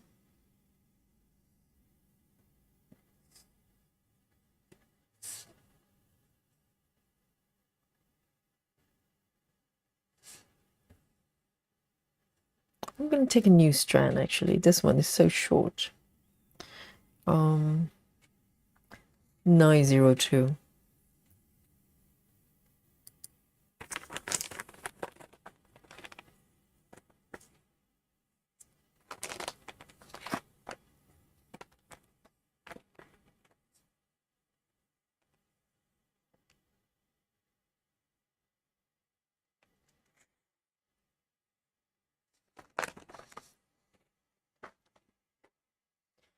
I think what the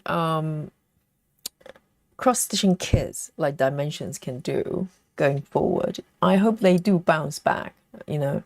And when they come back, in order to catch up to the fact that everybody's using digital patterns now, and without having to, you know, go to them and ask them, can you send a copy to me, etc. I think what they can do is when they package, if they still want to go down, and I think they should, if they want to continue with the physical kit, the way they has been so far. Let me zoom in a little bit more. What they could do potentially is each pack, you know, each physical kit, they can assign a unique code that can only be used once. So what happens is when you buy a physical kit from Dimensions, there's a code inside that you can go on the website, Dimensions website, where you can type in the code and download that a PDF once. And you know, the link can probably expire after a while, maybe after a month or something.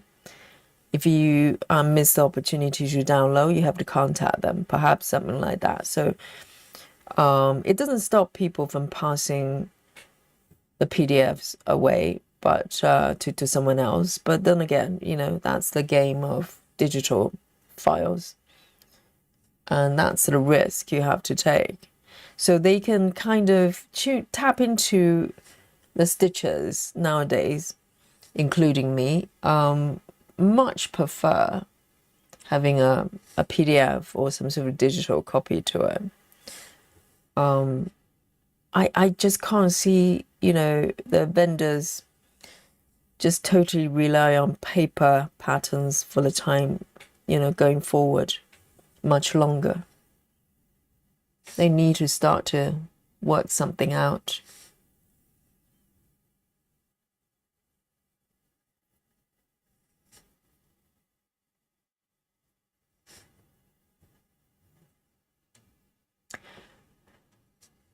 And Maria, are you stitching? I hope you're doing well. Because the same thing happened to gaming as well. You know, for a long time, I think the companies, I just lost my chart right there. I think it just jumped. For a long time, the game companies trying to accommodate people who want to still buy the physical CDs or whatever. I don't know why people want that. Why can't you just download? They've been trying to accommodate people who want to buy physical copies of the game, and it kind of went on probably a lot longer than I expected. But now it's going to change. Everything will eventually just go digital, and some games will not have hard copies. And I think anything that's, you know, relying on papers right now will go that way. So, you know, for the companies, it's much better to be prepared sooner than later. So you don't get, you know, you don't become obsolete on the market, which I suspect is probably what happened to DMC, not DMC, dimensions.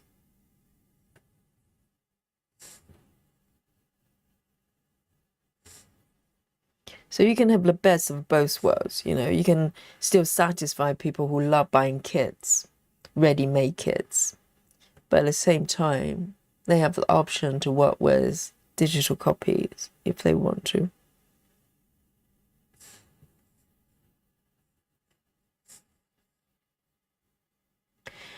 Suzanne says other kids do digital patterns. Which are we talking about ready-made kits? Which ones actually supply digital patterns, and how do they do it? Because I haven't really bought kits from that many companies. I've got Lucas or Luca S and Dimensions, and also the one I've got, you know, the 14 count kits I've got. They're from Max Design, Stitch, something like that. I can never remember.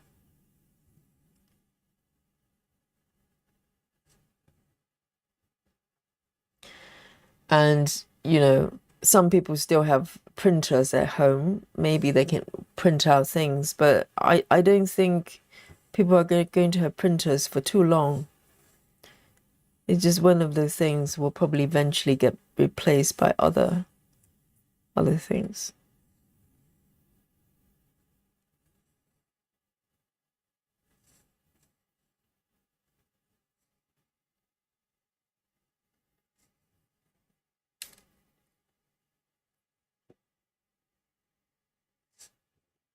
I know Gecko Rouge, they provide digital copy, but they're slightly different. They're not ready-made kits.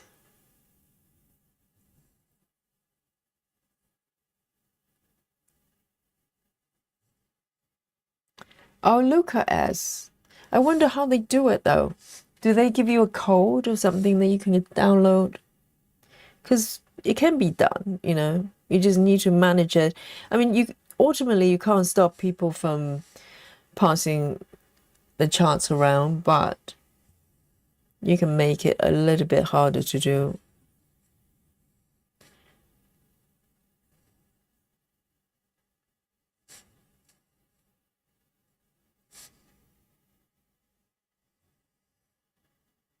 Hang on. I'm just double checking. 1, 2, 1, 2, 3. Okay.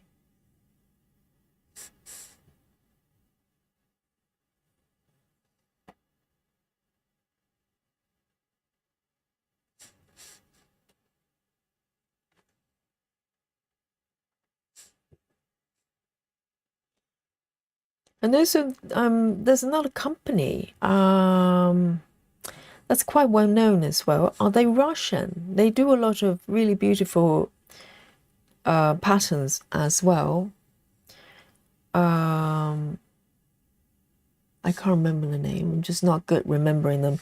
But I just kept I kind of hesitated buying them for many years because I'm just thinking about the fact that I don't want to deal with paper patterns.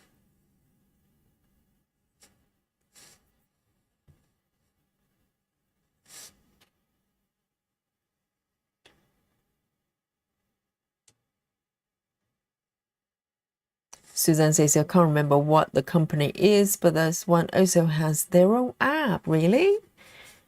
Cross Stitching Kit Company has got their own apps.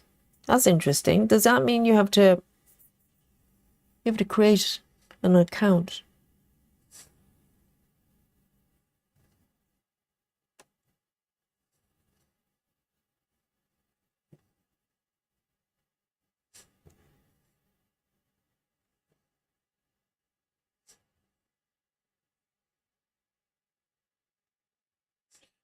Rose says, I think some companies add QR code inside their kit so you can access digital chart. I have heard people mention them, but I don't know which companies do that. Yes, that's kind of what I'm thinking as well. Either some sort of QR code or some sort of code you can put in, go on their website and just go, this is the proof that I have purchased, the kit, and give me the digital copy.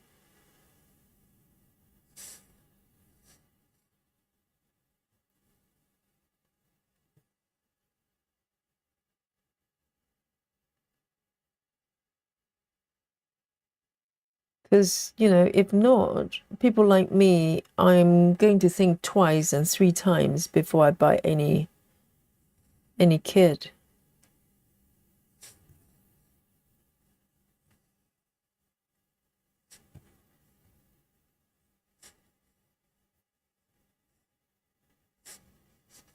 Hello, Scribe. She says, what part are you working on? I'm working on the cherry pie on the upper left there. Can you see it? The jumbo cherries and the pie from the upper left there. Can you see that? So last few sessions I've been working on the baker lady, but today pie stitching. Why not?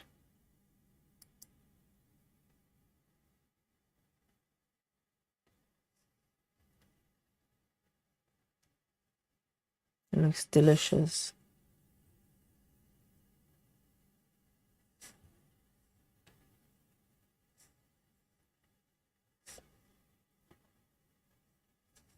Suzanne says 6. She has talked about it before. Right.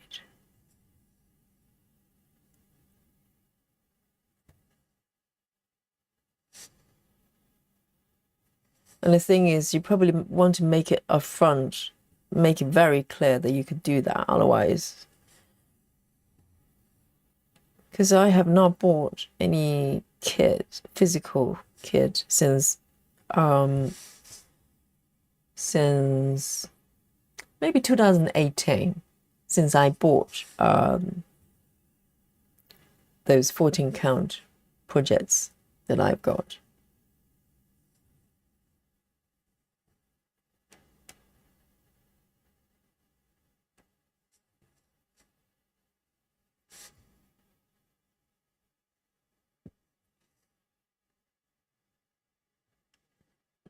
Okay.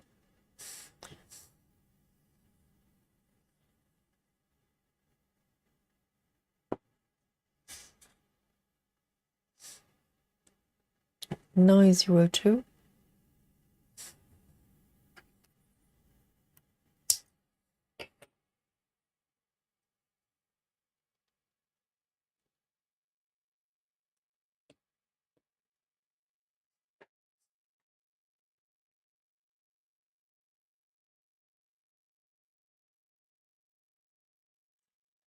Ruth says you can get Saga files for dimensions if you mail them proof of purchase.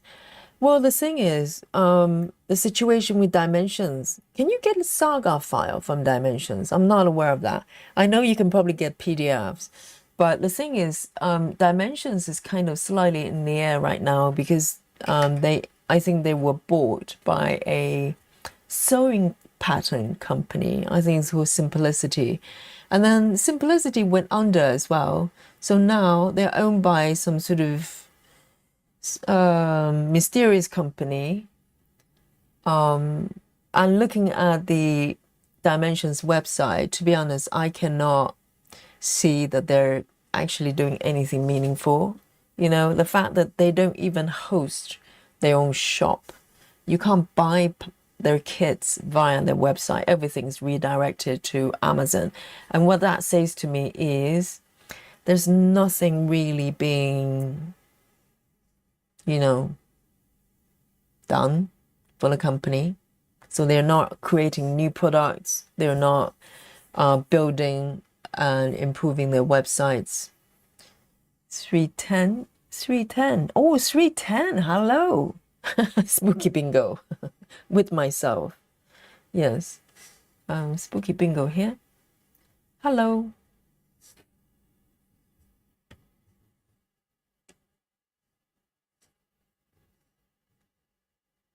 So I don't know what's happening with dimensions. Because it's been a few years. Whenever I went back to check on them, I just could not find a single new product. They've got some really sort of vague looking, I don't know what it is, small patterns. They're uh, they're calling new release, but other than that, nothing's being done. So I don't know whether they're just recreating, keep making the kits they've already got, and or I don't know what's happening there.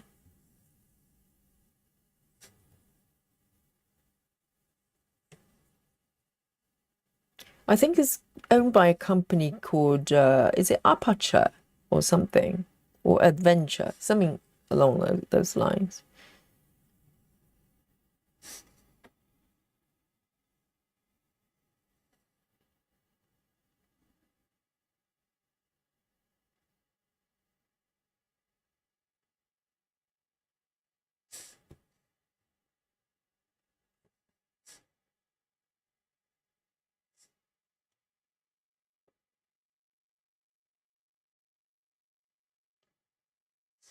Susan says, I don't do paper charts either. I can't see well enough.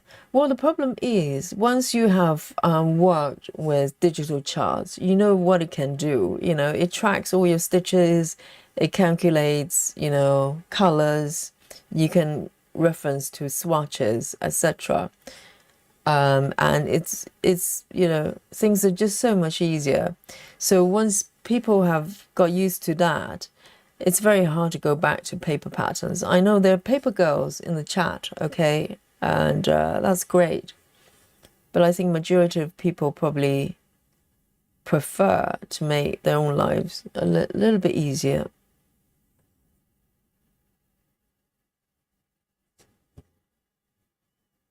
And you can have choices as well, because even if you only have digital patterns, if you have a printer, you can just print them out. And you can print as many copies as you want. If the paper fall apart, you can print another copy. You have the best of the both worlds.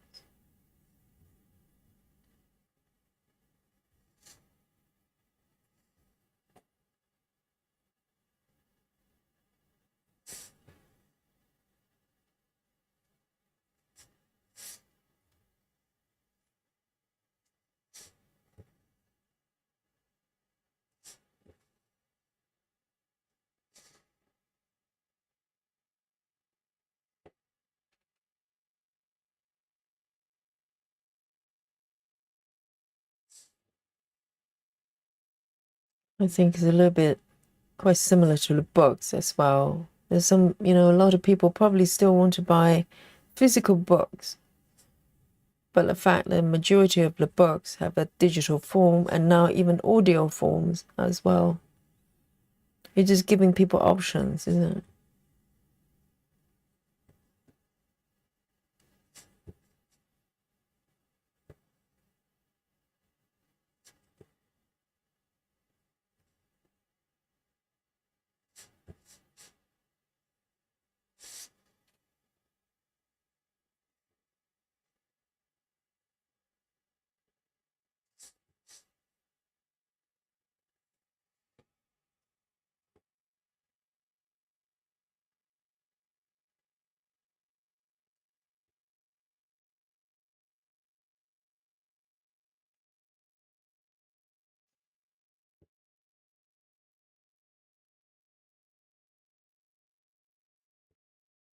I think I have not bought a single copy of the books since iPad came out. So first iPad came out, I think it's 2011. I got my first tablet and literally stopped buying paper books.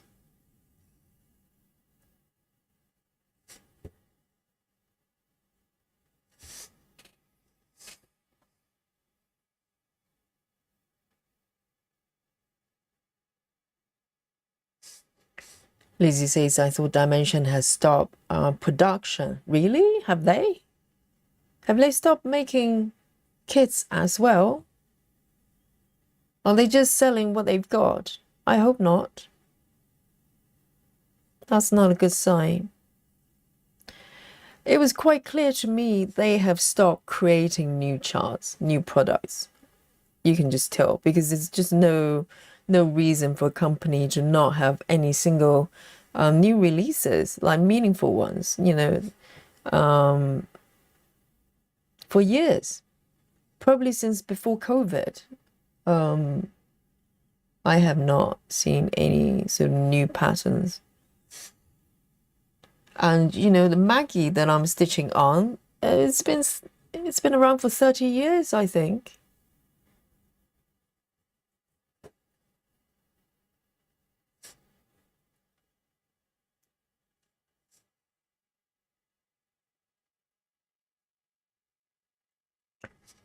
Suzanne, poor Suzanne. Suzanne says I'm doing air stitching again. I thought today, you know, this 2026 is about air stitching free because you've done so much last year. Water stitching, air stitching.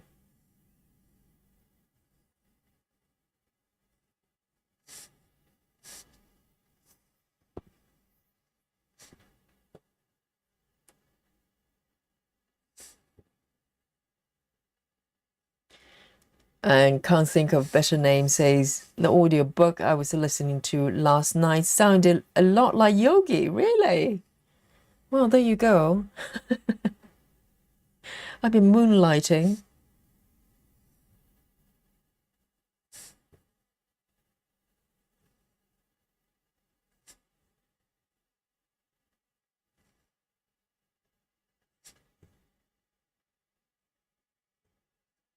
So I've been told that I should maybe narrate do the narration of David Edinburgh type of nature nature programs. Look at the birds. Or something like that, I don't know.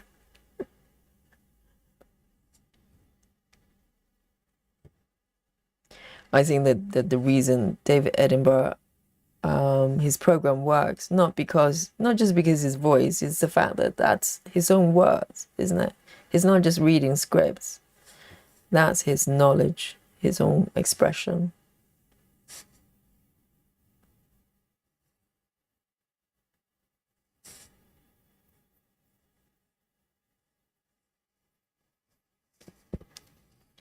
Suzanne says, I buy weaving books, but they're mostly secondhand. Yes, a lot of older books, probably they have stopped printing, and yes, you probably have to buy a physical copy. I think I've only bought one book that's physical because I had no choice. It was when I was doing yoga teacher training. There was one book we needed for the course. I think there was a digital version, but for some reason our course just decided that we had to own a paper copy. So unfortunately, I had to buy a paper copy. Captain Squirrel, hello, good morning.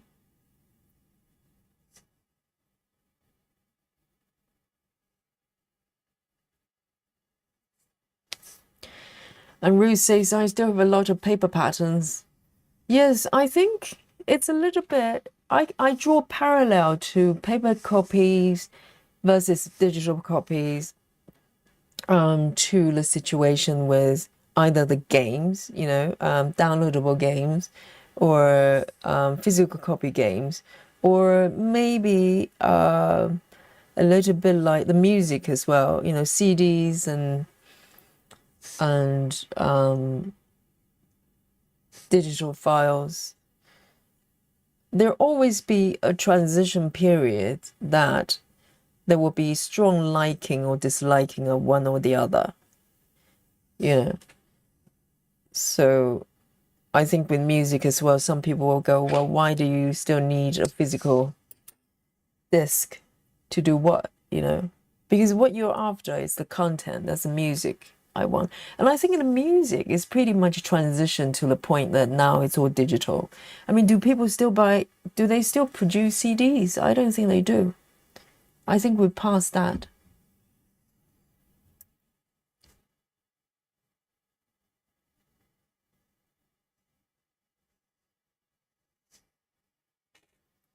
And maybe with the camera as well. Remember when cameras, you still need films that you put inside. And now I've seen people buying specialty cameras, especially in order to use physical films. And they're really expensive now for a lot of photography, enthusiasts. They have to spend a lot in order to buy, old-fashioned cameras that actually use films, and they have to develop pictures themselves. It just turned into a kind of a different kind of, almost like a hobby.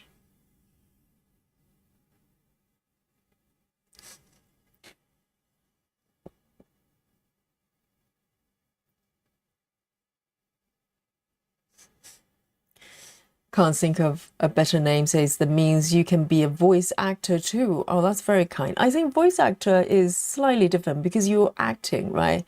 When you're just reading a script as a narrator of something, you're reading script. Yes, maybe a little bit of emotions there, but voice acting is totally different because you have to be primarily an actor, aren't you? Grace Hudson says, Yogi, you have the voice for it. Yes. Thank you so much, Grace. Rose says, Yogi, you should do audio bedtime stories. She has a very soothing voice. Well, the bedtime stories is our streams, hours and hours of streams.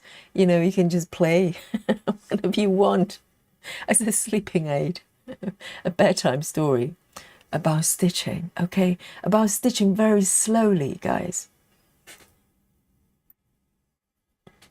It's a very long story, indeed. Literally. 902.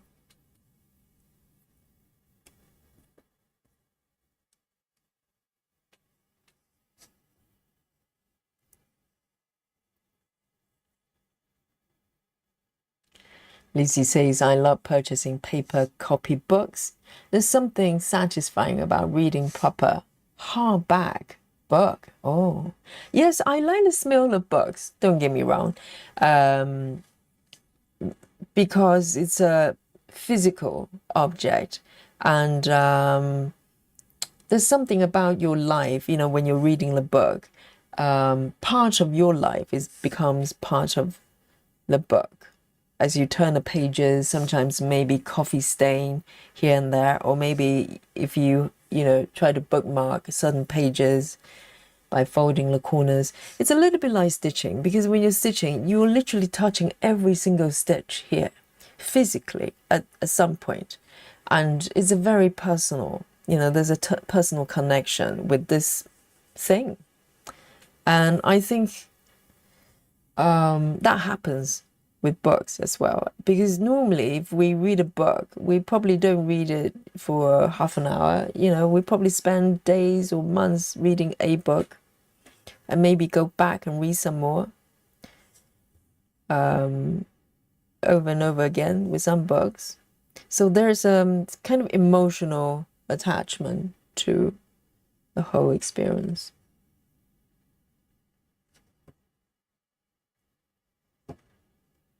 And that's why old books are quite beautiful in the sense, not just because they're old, but because, you don't know who have read them, who have touched them.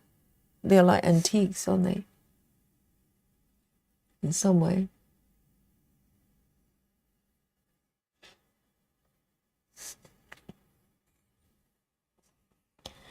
Suzanne says, I love my Kindle. Paper white. It is so nice to read. Is it white background? I've never had Kindle devices, but they do make ones that are very paper-like. I think that a lot of people like. It's kind of a closer thing to physical books. Because some people find reading tablets uncomfortable because it's the glare and everything, like the bright light.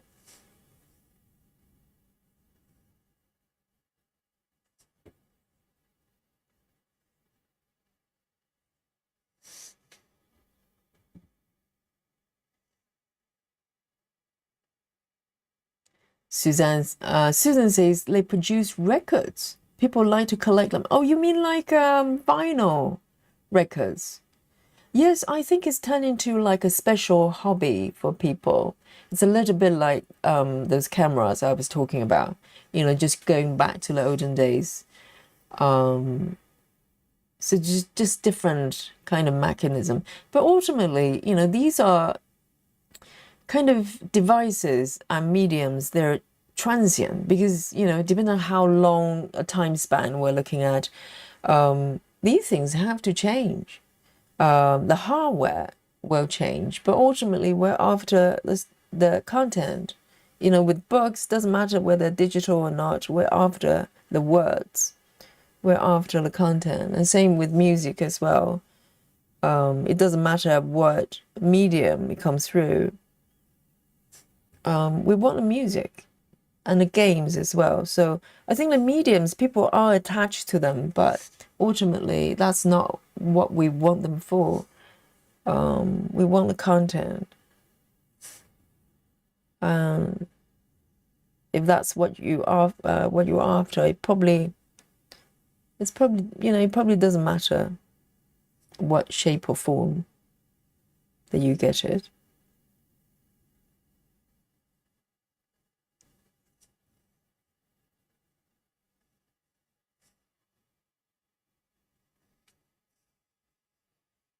At least you say some bands have some with cassette tapes, but who are producing them though? Isn't I bet it's probably more expensive producing those than just download.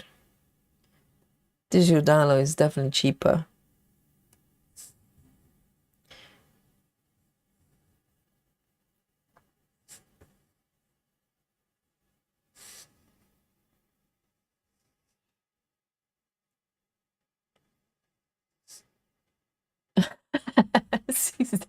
Yes.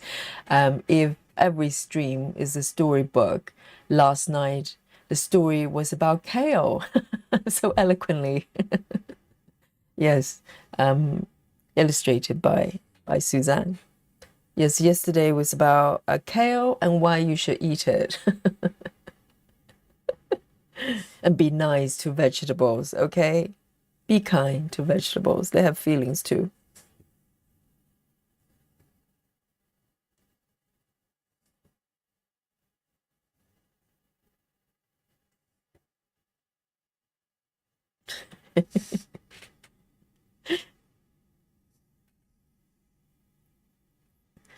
Rachel Morton says, I'm partial to real books as well. I have digital books, but I find that I'm on computer all day and I still in bed at night and pick up the book from my nightstand. It's a different feel. Yes, I can't even do that. I don't think we have books in the house. We might have, I'm trying to think, because at one point I got rid of all my books and my partner has some books, but he's still got his another place he owns. So a lot of stuff is already still there. So I think all majority of his physical books are over there because the books actually take up a lot of space, doesn't it? So I don't even have physical books that I can pick up. Maybe that book I bought for the yoga training.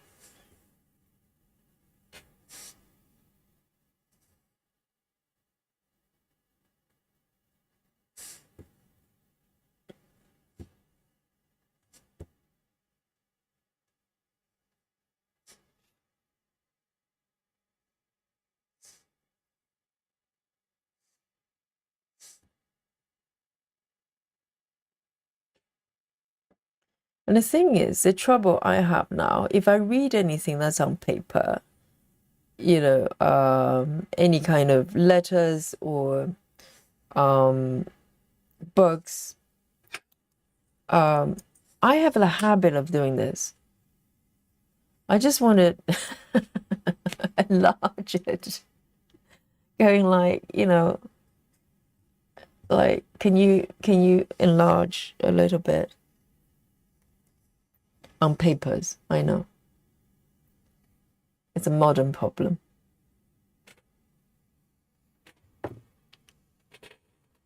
Oh, it's a chocolate time, isn't it? And you see, I'm relying on the chat to remind me the chocolate time, and no wonder I was feeling a little bit peckish. It's a chocolate time. Hi, Maddie. And Maddie says, hey everyone, I became overwhelmed, found too many mistakes with the smaller peas. Oh, do you mean froggable mistakes? The little mistakes called frogs. Suzanne says, I started using ebooks around 2004. Wow, really? So ebooks were around 2004.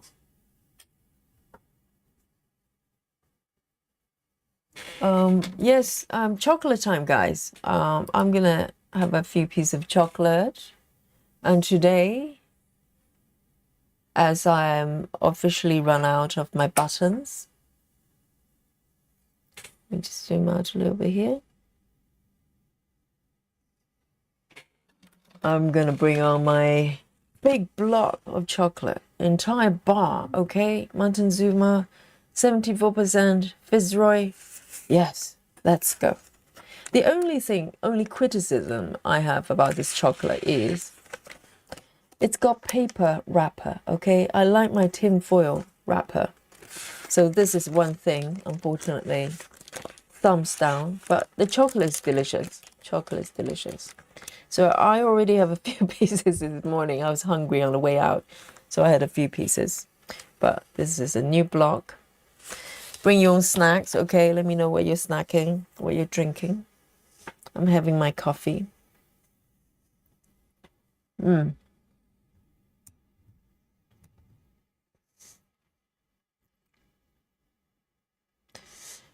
And Betty Hankins says, I only read real paper books. I had to have a Kindle way back, but always regretted the purchase very soon. Yes, I think the books are going to be around for a little bit, just by looking at the number of bookshops we still have. I'm surprised. There's still quite a few around. I think people still want physical books. I mean, I suppose it's supply and demand, isn't it? If the demand for real books starting to decrease, the companies probably will stop producing them. Just like music, eventually everybody's adapting to digital form. And but I think books, you know, I think that they're still going to be around for a little bit. Yum.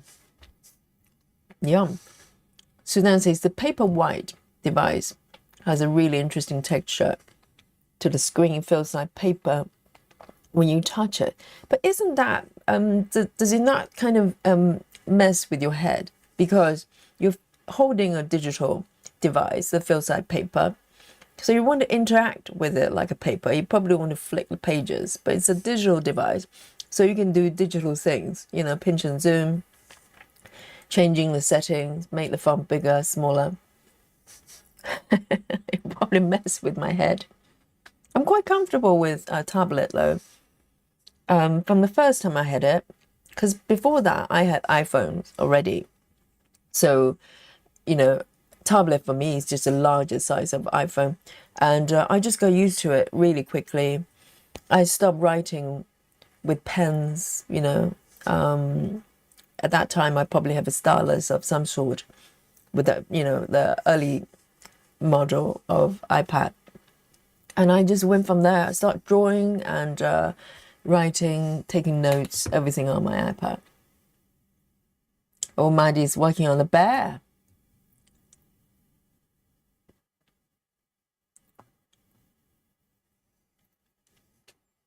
Let me have another piece.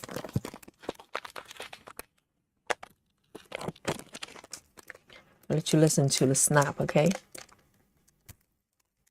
Oh, delish. Delicious. Cheers, everyone.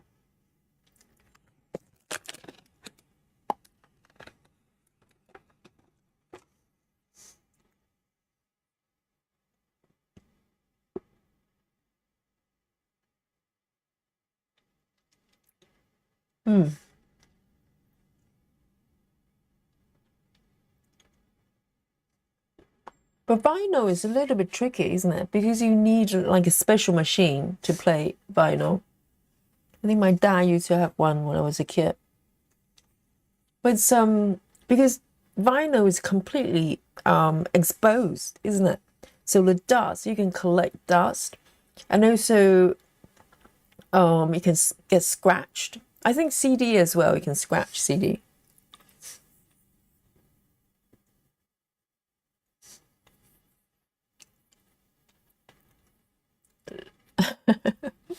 Lizzie says, I like the crackle of the vinyl sound. I don't think the crackle sound is supposed to be part of the music.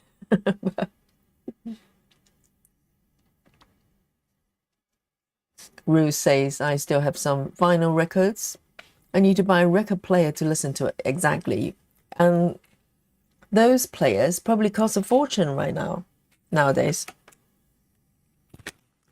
Just turn into kind of a specialty device, isn't it? I'm going to take one more piece. Cheers.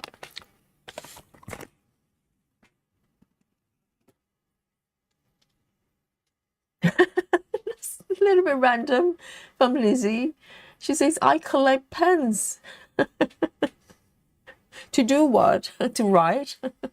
Oh no, I don't know how to write on papers anymore.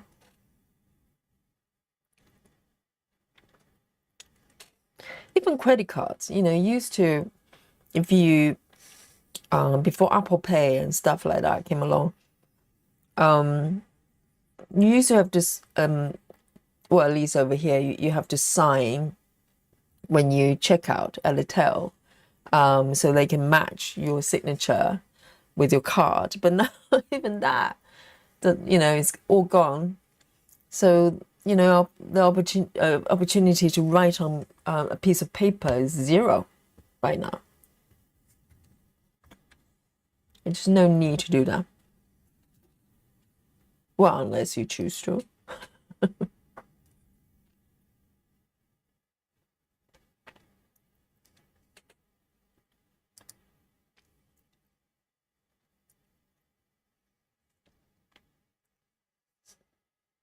Come back to the jam stitching.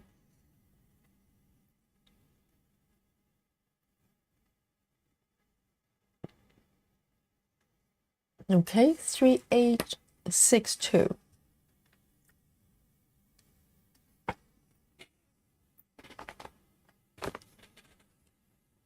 Three, 862.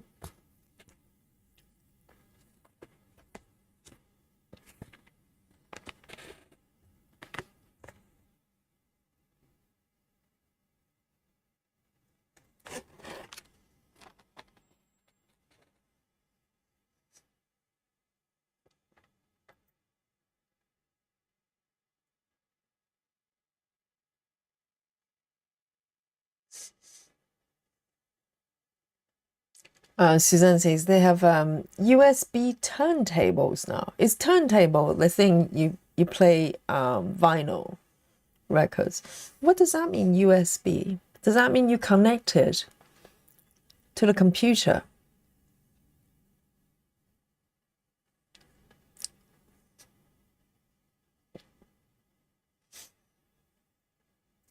Lynn says, Yogi, sometimes I read my Kindle very close up when I fall asleep with it on my face. Yes, various incidents of Lynn just falling asleep in the middle of something. But this one is a lot safer than baking potatoes, okay? When you're cooking potatoes, do not fall asleep. Particularly not, do not allow the potatoes to land on your face. That's not ideal, okay?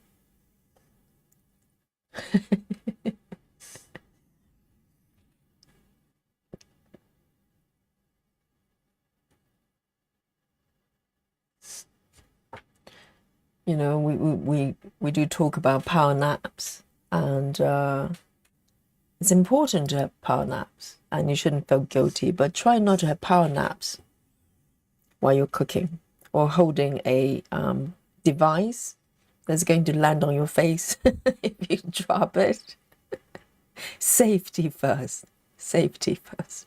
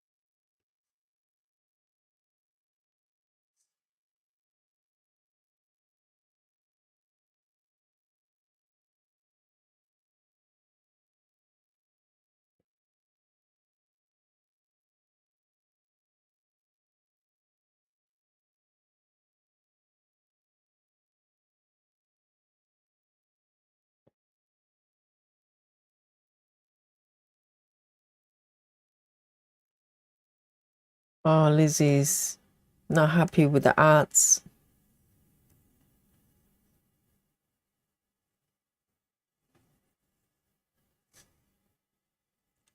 One, two.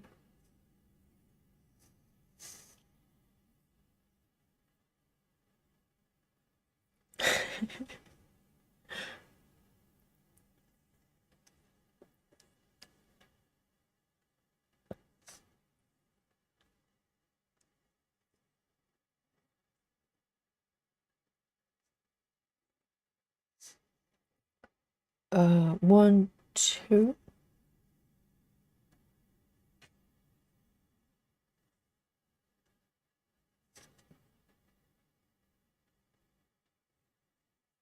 And then three.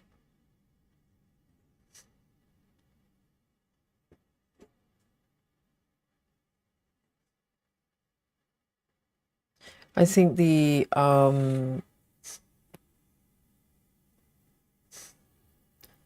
there's kind of revenue model, so to speak, for a lot of things that we kind of come across. And let me just grid this one.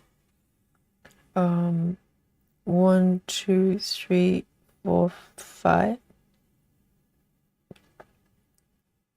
1, 2, 3, 4, 5. I think this is here. Let me count it one more time. 1, 2, 3, 4, 5. Yes, I still need to use this pen quite carefully because sometimes it does run over to the next stitch. 1, 2, 3, 4, 5. Okay, it's better.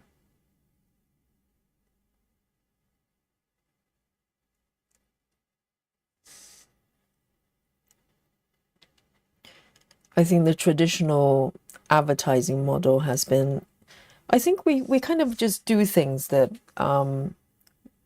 we're kind of familiar with. You know, if you think about TV ads, basically TV is fundamentally free, but in order for them to make profit, they put ads. And everybody hates ads, right? But it's a necessary evil because otherwise you have to start paying for whatever you're watching, which does happen. You know, there's some paid services. So one way or the other, whatever, the companies that provide the content, whether it's on TV or any digital platform, they have to make profits. So the question will be, how do they do that? And the older model, I think,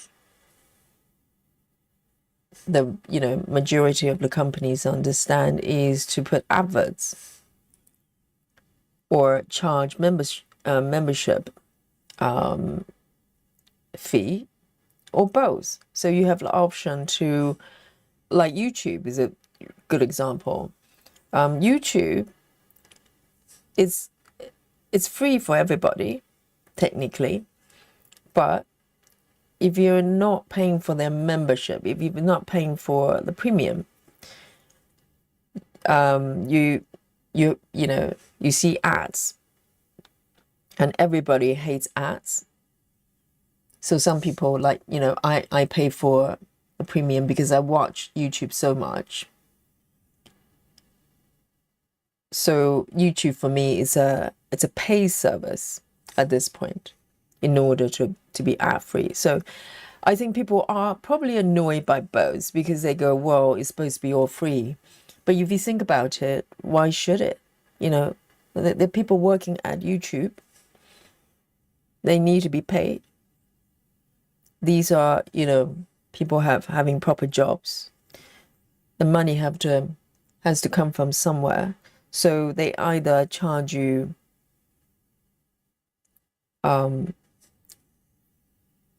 monthly fee, or you watch ads. So they can have sponsors that pay them one way or the other. So there's no getting around that. But I think YouTube now is shifting more towards asking the viewers, users like me and you, to pay for the service. And I think I do support that. I rather pay them than watching ads, because what happens is, it's not just the fact you have to watch ads, it's the fact that if YouTube, somewhere like YouTube, is relying on sponsor, adverts from companies, it means the companies will have some say in terms of what type of content they want to be on the platform. So this is, we're veering into censorship. And that could be something that may not be political or sensitive. It's just liking and disliking. For instance, maybe true crime kind of content will get less revenue because it's more violent. If you have a product want to sell to families, you don't want your products to be shown on those type of videos, that kind of stuff. So in a way, it turns into a kind of a censorship, self-censorship in some way. Because for content creators, ultimately, if you want the channel to go on, you have to find revenue somehow. And as a result, who knows, there might be certain type of content might disappear because they're not generating revenues, because the adverts, sponsors do not like them. So it becomes a kind of self-censorship that's happening. So I think it's probably good for YouTube to move into sort of pay service, because they don't have to, be controlled and have to do what the sponsors want, so to speak. 3A62. But one way or the other, they have to charge you for it. There's no get away with it.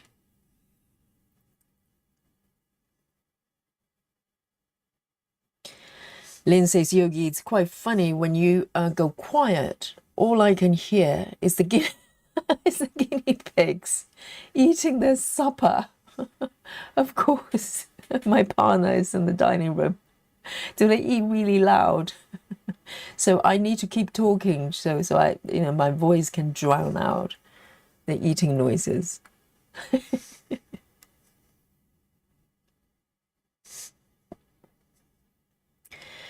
Lizzie says, I do not listen to radio due to the constant interruption of listening to music, DJ talk, annoys the heck out of me. Yes, well, I suppose, Lizzie, with radio, it's basically you don't see the visual, you listen. So if you if the people talking annoys you, then radio is not really for you. Maybe the radio stations, if they're still around, they just keep playing music nonstop without people talking.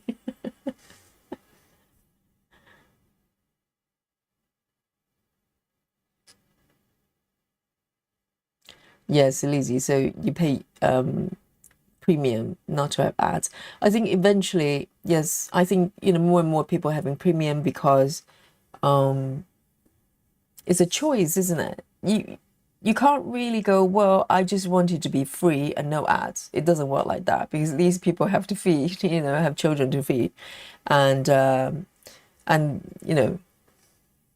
doing a job. So ultimately, there isn't anything that's truly free. I think if you look at it like that, and start to think about the people behind those platforms, they're doing a job. So who is going to pay them if neither you nor ad sponsors? The platform is going to disappear. So three choices: either pay for ads, pay for membership, one or the other, or just expect the services not to be there. So there's no free platform, really, not really. And it shouldn't be, because if you want them to work on the platform properly, why should it be free? Why?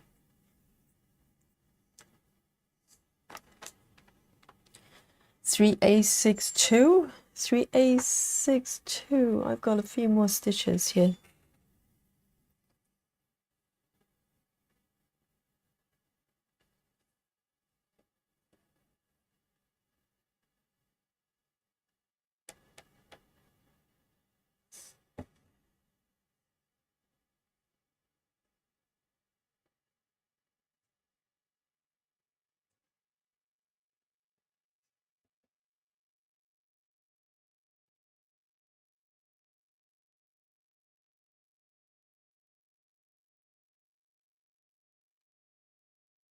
And I think more people going for paying for YouTube as a member. It will, it's going to take some time, but I think it will give YouTube less, they're less under pressure to bend over backwards for sponsorships, which could, dictate what type of content that we get on YouTube.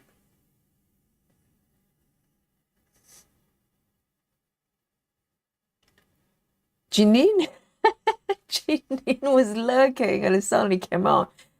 Says, you have one stitch that's not marked on the app. Which one, Janine? This is the reverse, so I'm not marking. So I'm not marking anything that I'm not stitched. Oh, this one. Hang on, that one. Hang on. Let me mark this one to see if it fixes it for you. That one. The side, right hand side bottom. Okay, I think I found it. Janine is watching. I'm in shock. Yes. I think Janine's trying to redeem herself, not turning up for our members' stream yesterday, having asked Yogi to conduct a yoga break. She's trying to get back on Yogi's good book, Thank you for spotting that, Janine. You've been watching. Good girl, good girl.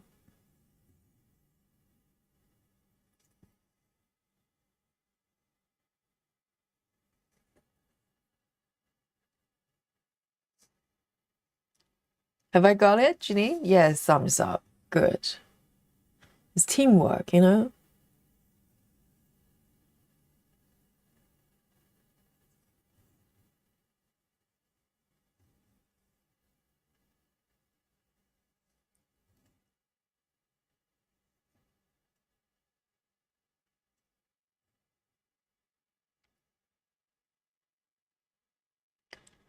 Janine says if my stomach wasn't doing flip-flops, I'll be chatting more. Oh dear. What is happening to you, Janine? I have to keep up with everybody's medical condition. You know, Natty is having a flu, and Janine is having a stomach flipping over upside down. Dear, oh dear. And our Cynthia is in hospital. What else? Am I up to date with everybody's condition? I'll need a notebook to keep track.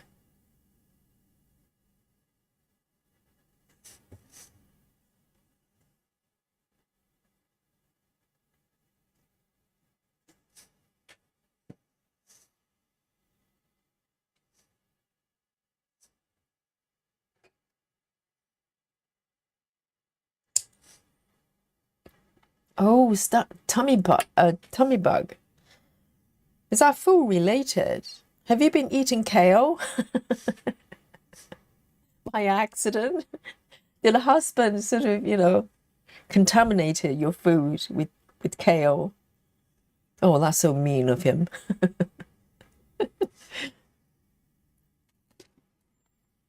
I hope you're feeling better. It's probably no fun having tummy issues.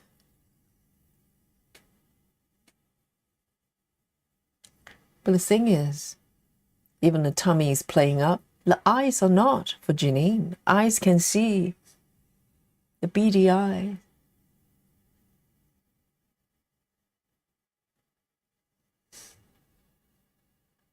Okay, 3776.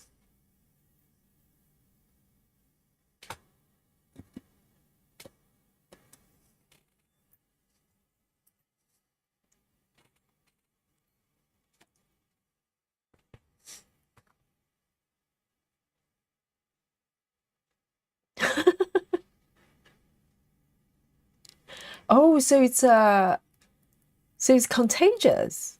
How do you get stomach bug from other people? Is it just like a virus?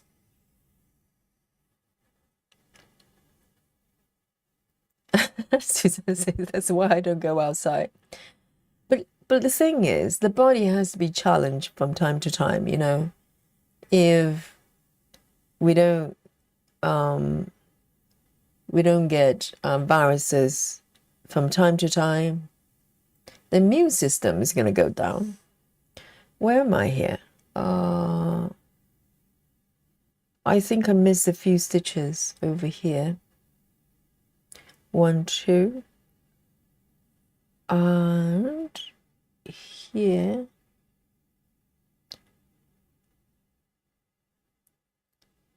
1, 2, 1, 2. Okay, those two are done.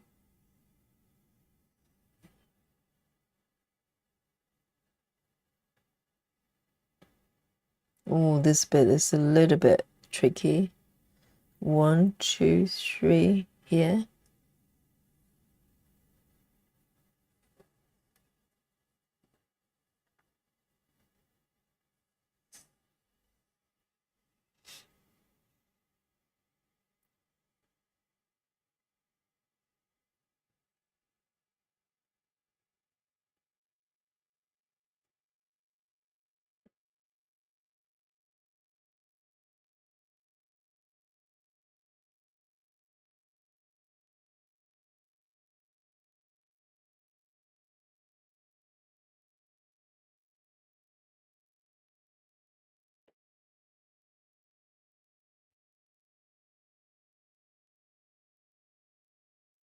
Let me count it carefully because this bit is not matching up. I think this one need to stitch as well. 1, 2.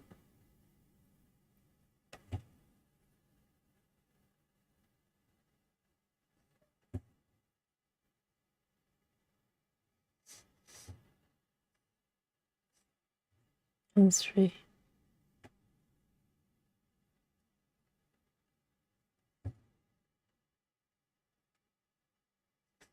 Oh, Lizzie.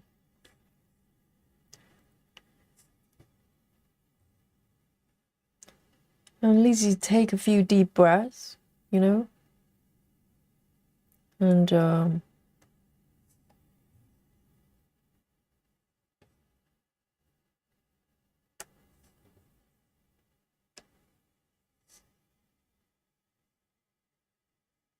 oh, hang on, this is not the right color at all. I'm looking for 3776. Why do I get this pale color? It's not correct. Oh dear, I probably dropped my needle in the wrong place. Hang on. Rewind. 3776.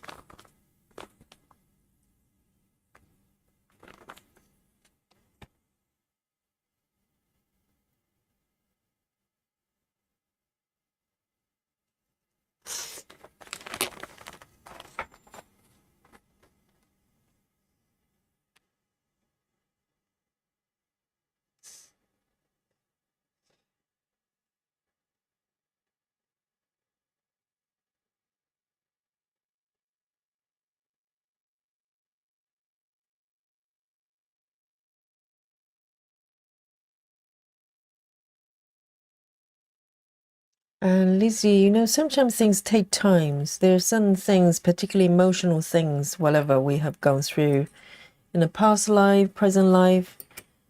I know it sounds simplistic, but you know, if you breathe physically, sometimes it opens space for the mind as well. And I find that really useful. If I get overwhelmed, I just go into deep breathing, and not saying that whatever issues will go away, but it just give yourself a little bit more space to deal with whatever it is you need to deal with, and sending love to you. Janine says hubby got sick first, and I thought it was good food poisoning, but then last night was, oh, I see, it could be food poisoning if you're eating the same food together. But it could be virus as well, definitely. Tummy bug is definitely a thing.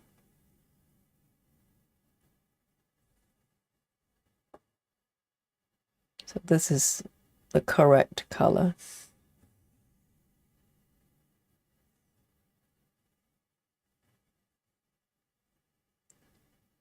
And sometimes emotional things takes a long time to digest and process.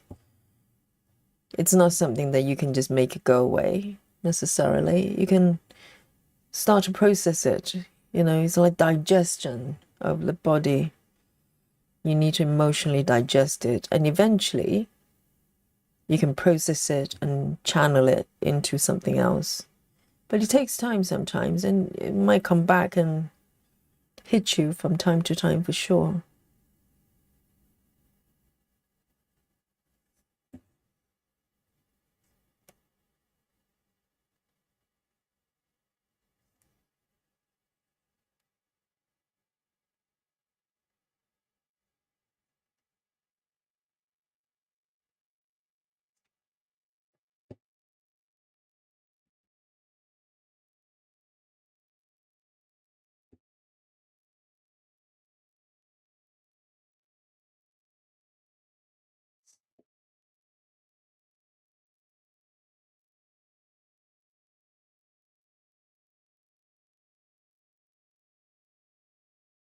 Lynn says, as you know, Yogi, I live in a small village. Talking to the farmer about kale this morning, and he said it's all in the cooking. Yes, exactly. A lot of vegetables, they get really bad rap. Like what else? Brussels sprout is definitely you know, suffering from that, and kale. And I'm trying to think, maybe even carrots. A lot of kids, you know, or grown-ups, they hate carrots. And it's because they kind of probably grew up eating really badly cooked vegetables, broccolis. If you think about school dinners, the vegetables are cooked and battered so hard. It's not unusual to have yellow broccolis, so overcooked and they turn yellow, and carrots as well, just poorly cooked. But and as a kid, if you eat something like that, as in the childhood, you're not gonna like it when you grow up. But these vegetables are delicious. You just need to be able to treat them properly and cook them properly. Not all vegetables should be cooked the same way, because of the cooking time required and also different flavors. And I think kale, a lot of times people are not cooking kale sufficiently because it's got a lot of fiber. So you do need to spend some time cooking and flavoring it.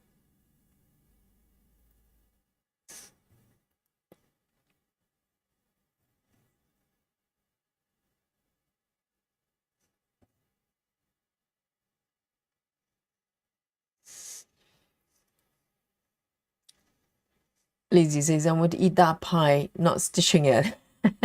You can get a pie like this for sure, definitely.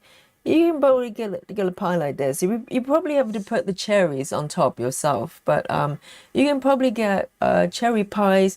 It's got jam in the pie, but I'm sure some cherry bits as well, cherry flesh. But yes, you can get pies like this, or maybe bake one yourself. How's that? But I definitely love stitching yummy, delicious foods. Like my cake shop and this one as well. Just so, comforting, isn't it?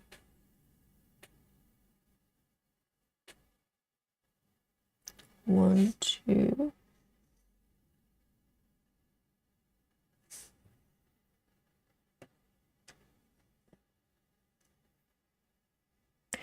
Natty says, looks like I'm going back to the emergency room for my daughter this time. I feel terrible, and so does all my babies. What happened to the daughter? So Natty is suffering from cold. What's happening to the girl?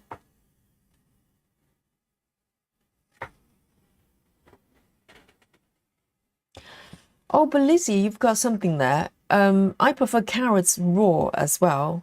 If I cook carrots, I cook the carrots thoroughly, almost like stewed, and till the carrots really tender. Or I eat the carrots raw, really crunchy. I love raw carrots. But if you do it somewhere in between, it's not very nice because carrots has that really kind of unique flavor that comes through really strong when it's neither thoroughly cooked or raw. So, raw carrots is delicious. And broccolis at the warm and crunchy stage, absolutely. Broccolis, you cannot overcook broccolis. With cauliflower, you can go slightly overboard, but, broccolis, no. If you overcook, it just turn into sort of mushy, horrible thing. Natty says, I went to the emergency room last night for my son. He woke up from his nap, purple lips, a nose, a fever of 103. Oh dear, throwing up. Now my daughter's wheezing. Sounds like a virus going on there. Is that what you're getting as well? Oh dear. Oh, Natty. Yes, take them to the doctors. And yes.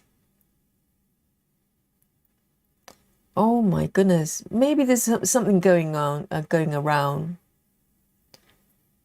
Yes, a lot of times, when the parents get something, kids get it, and vice versa.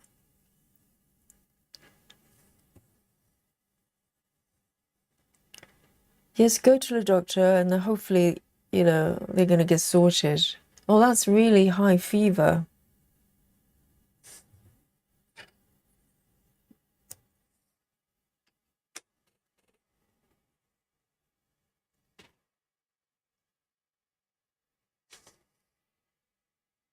Three, 7, 7, 6.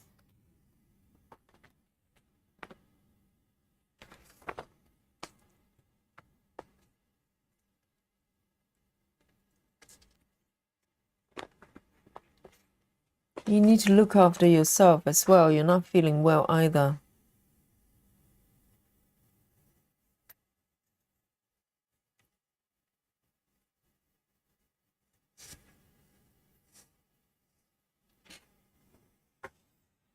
And Nati says that they tested my baby boy last night. No flu or COVID. They don't know what it is. My daughter doesn't have the insurance. She's 2.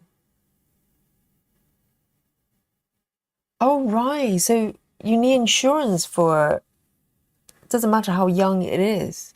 Do you not have like national insurance like NHS over here? But the thing is, over here, to be honest, they don't care if you have, where you're from, whatever you are, I don't know if you've just arrived here on a parachute. They would just treat you. They would not ask you for money up front, I don't think. If you go to emergency, no questions asked, they treat you first.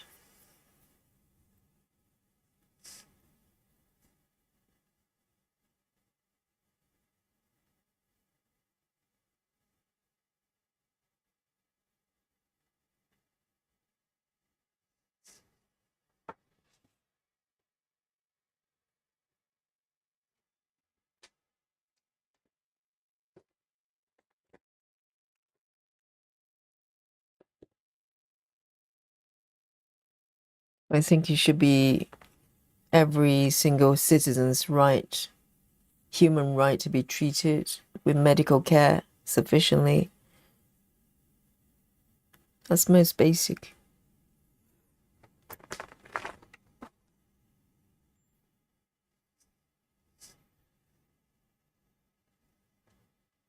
What? Nancy says, and they would treat her and stick me with 1,000 plus bill later. How could they? I mean, you guys paid taxes.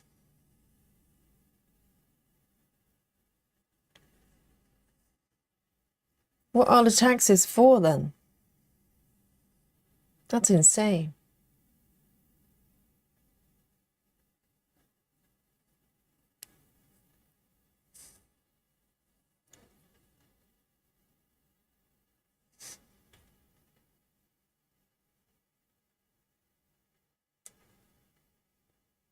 Rachel Morton says, anybody can go to emergency room and receive treatment. I know there is family and children's Medicaid. Yeah, there should be. I mean, it's the most basic thing. It's not like they're asking for any special sort of specialist or anything at this point. They just want to be checked up and figure out what it is and get treated.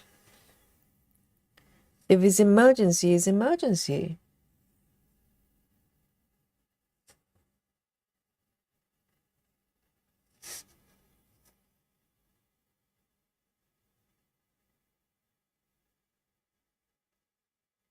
Betty Hankins says, what country are you at?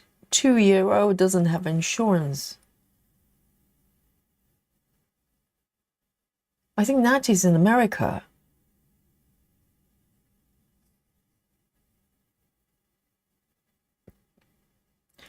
Lynn says, Yogi, I know people moan, but we are very lucky in England with the NHS. I know. I was so shocked because, I'm very lucky to not need to use medical services much at all, throughout my life. But, once I had a little incident with my toe. I went to a ballet class and dislocated one of my toes, my right toes. And so I had a taste of, emergency service, going to one of the hospitals, and I had to wait for a bit because my condition wasn't critical, but after some wait, and I got properly treated, and I just automatically went to the reception and go, well, so how much do I have to pay you? And they just look at me and go, no, it's free, nothing, absolutely nothing. Yes, I think we're very lucky.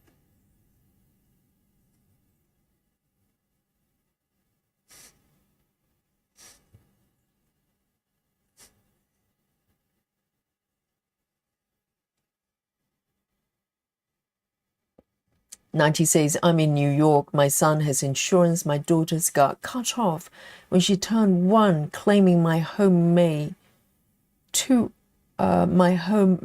much, which isn't true. What? So if you have higher income, they don't insure you. So does that mean you have to go private? What? I mean, over here, you have the choice to go private if you choose to, but everybody's automatically, if you pay NHS, even if you have no income, they still treat you.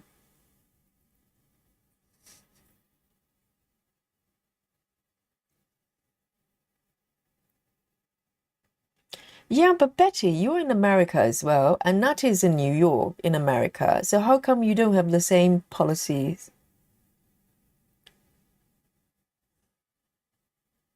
Or maybe different states are different? That doesn't make sense. It should be a national thing.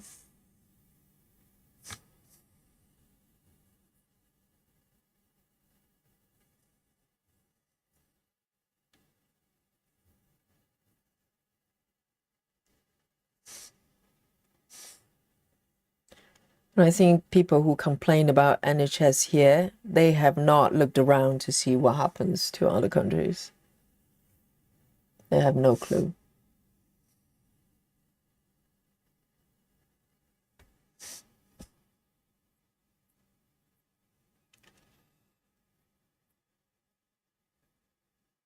Clara says you have to qualify to get medic aid. Why do you need to qualify? With what? You're living, breathing, you live in the country, you get treated. That's not hard.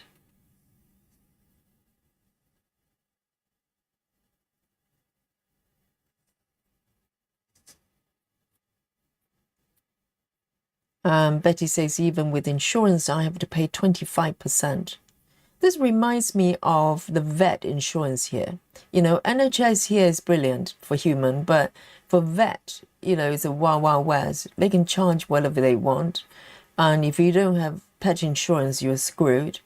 And even on top of that, you have to pay pretty high premium for everything. But that, that's a different matter. That's for animals.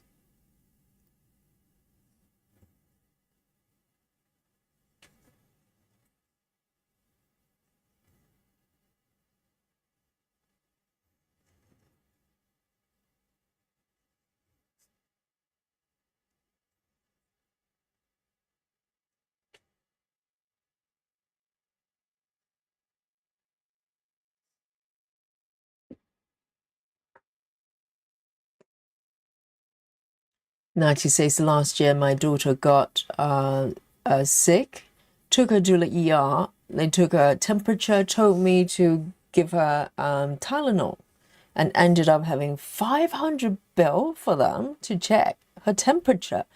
Are you kidding me?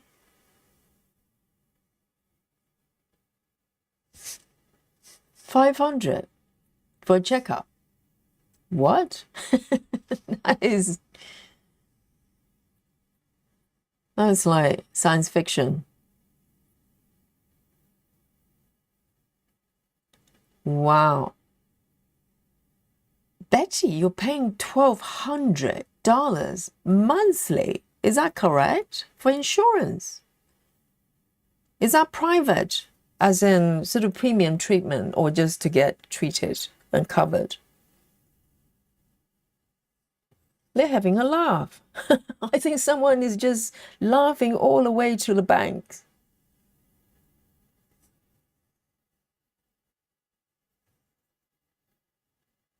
This is not luxury we're talking about. We're talking about just basic things.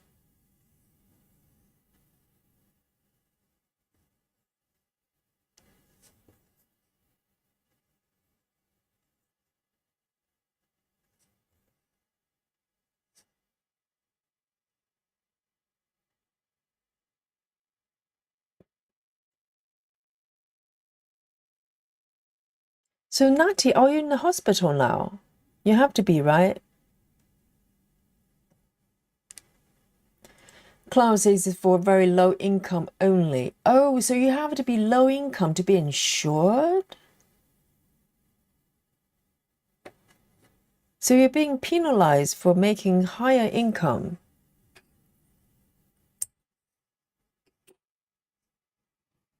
Cloud says it's for very low income only, and if you make over the limit, you have to get your own private insurance. Natty, does your husband's employer not offer health insurance?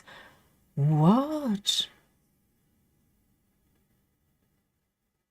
But how low do you have to be low, like, to even get covered? That's not health insurance for.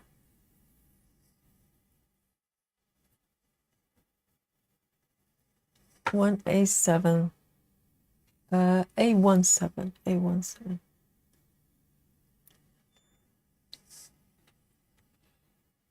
I think over here, even you never paid, let's say you just landed here on a parachute and walked into the emergency, you get treated. And if you can't pay, you don't pay. That's it. But they treat you first.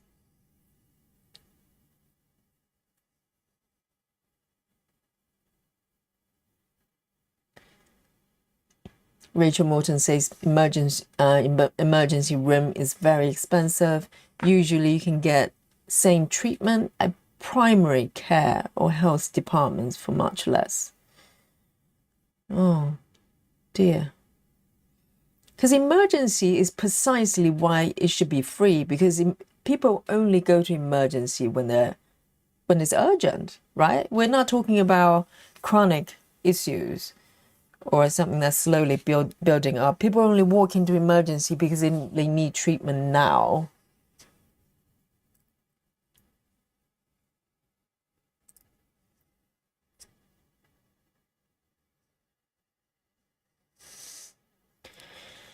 Betty Hankins says here in TN, Tennessee, I'm guessing, a woman can only get medic aid if they have a minor child, breast, or cervical.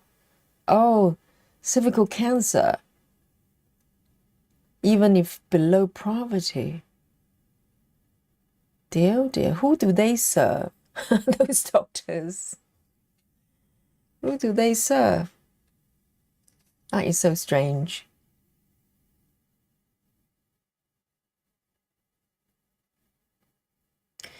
Lizzie says, my brother says vet bills are there to remind us how much our health will cost if we had to pay for it. I could not afford to live in America. That's insane.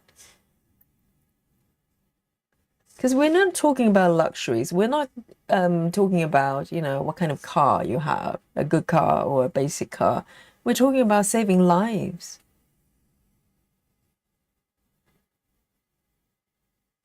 Oh no, Natty.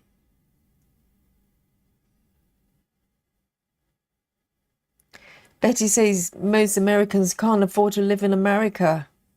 Oh dear. That sounds rough. Janine says my husband has over 6,000 in medical bills. We cannot pay them, so they sit and ruin our credit. Oh dear. What is going on in America? That doesn't sound right, because an advanced country like America, These are most basic cares, you know, a roof over the head and getting treated if you're sick. And these are basic things.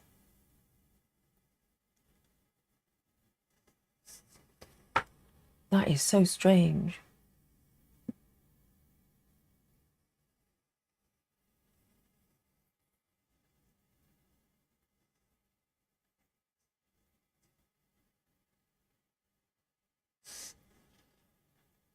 Suzanne says, I couldn't even get insurance before I moved to Sweden. Luckily, here I have it. I think, you know, Europe in general is pretty good.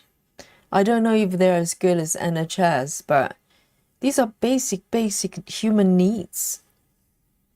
And how dare you to pry on people who are in the most vulnerable situation? What are you doing?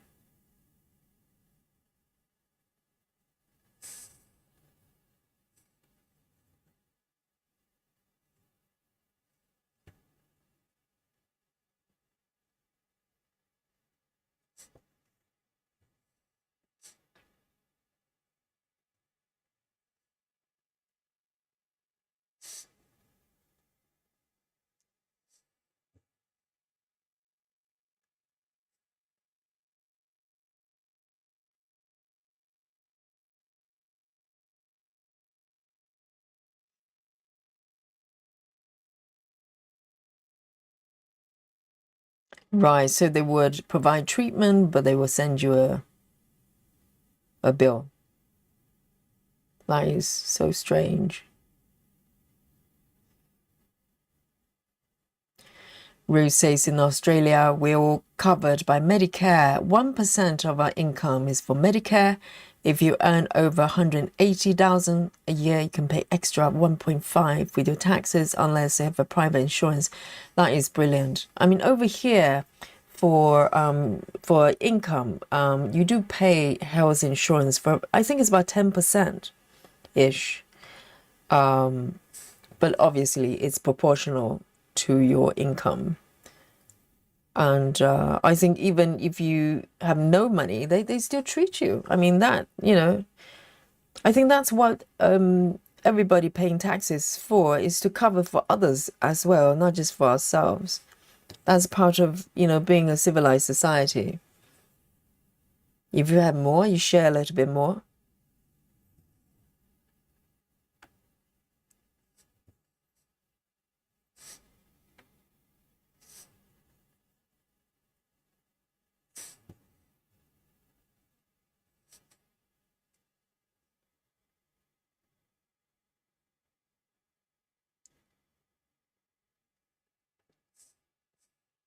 Yes, Natty, get the your little girl treated, looked at, making sure it's okay.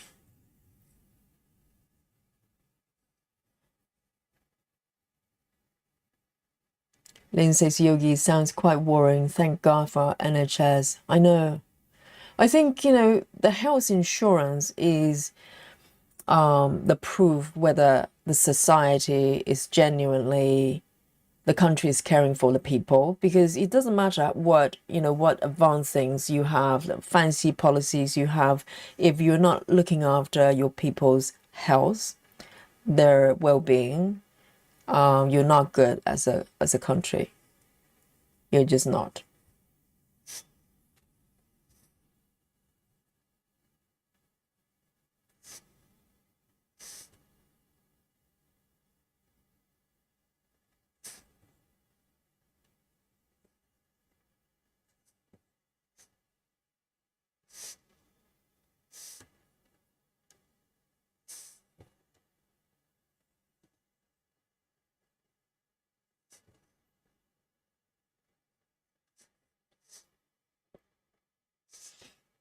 Janine says the hospital will not turn you away, but you will get a very high bill afterwards that you won't be able to pay. That's why a lot of people won't go to hospital. Oh, that's insane.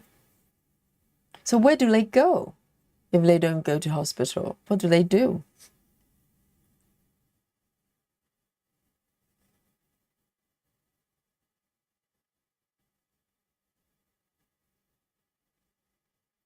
Yes, I think Betty, the purpose of emergency room is to treat, urgent situation to stabilize someone, but ultimately they have to send you to specialists or whatever doctors specialize in the area, um, you know, that you need treatment for. But still, I mean, it needs to be treated without having to worry that you're going to be in debt for the next 20 years if you survive.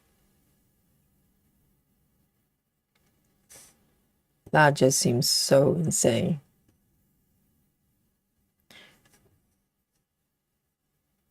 In the UK, there are a lot of people choosing to have something like Bupa, which is kind of private insurance, and that's a choice. If people pay for those because they want to have access to maybe more speedy treatment, so you don't have to be on a waiting list, or maybe quote unquote better medical treatments, whatever. That's a choice. But fundamentally, all these people having private insurance, they're still being insured by NHS. They still have that.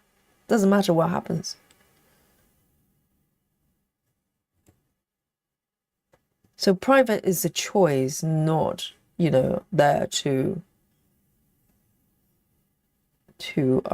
replace the health insurance.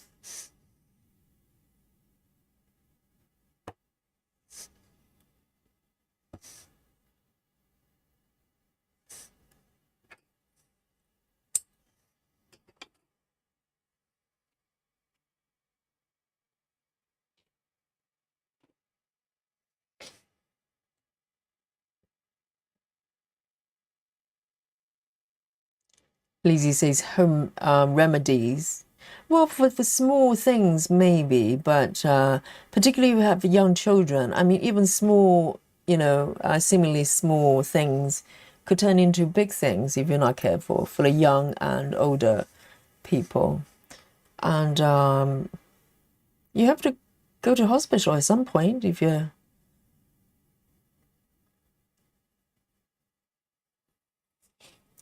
Barbara says before they started Obamacare, many employers offer free health insurance, and you could also buy inexpensive policies to cover normal medical care. So I have heard of the term Obamacare. So is that what you're having now, or was it better before and it was abolished? What was the deal? That is so strange, though. I would imagine, somewhere like America, these would be a no-brainer. Why would you want your people to suffer? For what? They're not going to like you very much, as a government.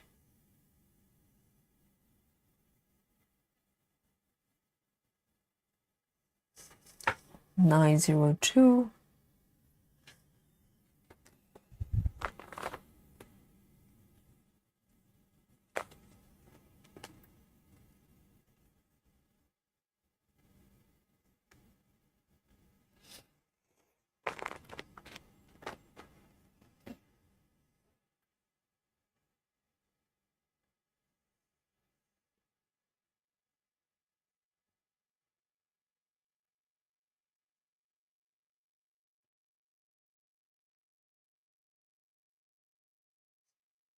So you've got urgent care centers. Are they not the same as emergency in a hospital?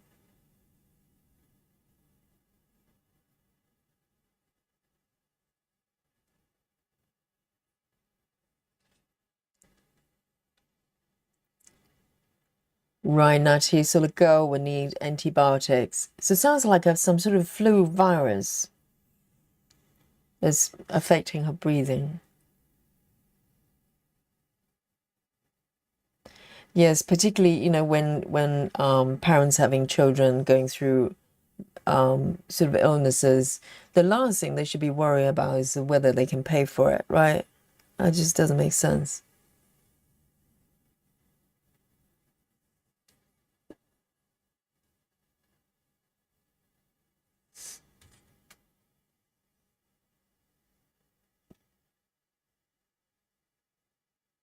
Clara says the thing is our country used to care, but people have abused by cheating and telling lies on the paperwork. The amount a lot in the federal budget has decreased. That's a load of chicken shit, Clara. I'm not, not like what you said is chicken shit, because the system over here can be abused as well. Like I said, you know, when we're used to part of EU, people can just come in anytime, and it's not unusual to see people from other countries, maybe poor countries, to come in just to receive health care. But, you know, to be honest, as a taxpayer, I'm willing to pay for it, because these people, if they're not able to get treatment from their country properly, they come over here. No one wants to sneak to another country to get health care. They have to be desperate, right? So just because there are people abusing the system, you could argue, you know, these people, they don't live in the UK, they don't pay taxes over here, but they use the medical facilities here. But it's part of the deal. You do not, you know, abolish a system that works for 90% of people because 5% of the people abuse it. That's not a good reason at all. You know, you can make the system more robust in the sense that prevents that kind of abuse, but ultimately they're here to serve. We're not talking about luxury here. We're not talking about, you know, fancy flat screen TV. These are fundamental things that a majority of us will have to receive at some point, right?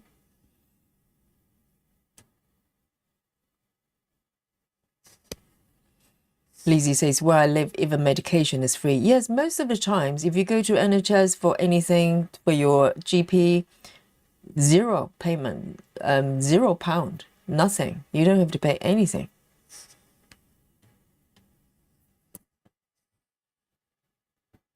I mean, sometimes with medications, they might go, well, are you working? If you're working, you're willing to pay, you pay. But they do not check. It's just a honest system.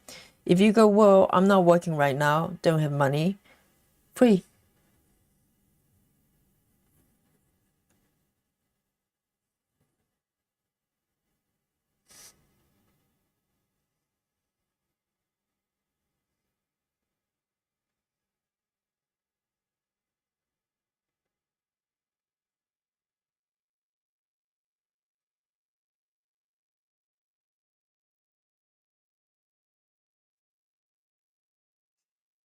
Barbara says we don't have waiting lists for surgeries. We had all my surgeries, including non-urgent, within a day or so. That's brilliant. That's brilliant. If you're fully covered, and so the issue with NHA sometimes it is a long waiting list, and some conditions, waiting lists can be a problem. That is a thing. So some people choose to go private if they can afford it. But still, their right to be treated does not get taken away, and it's free, mostly free, unless maybe if you have something that's a little bit different, maybe you need to pay something, but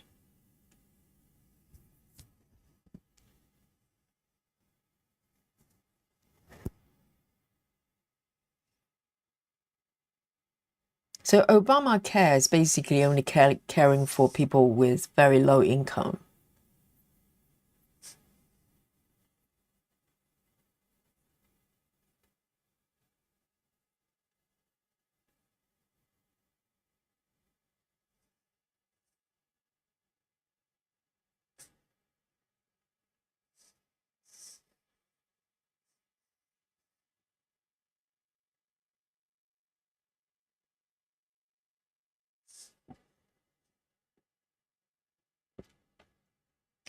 Well, I think they could fundamentally, have a care health insurance system. Technically, they could only provide for people who have very low income or no income, but with people above that, that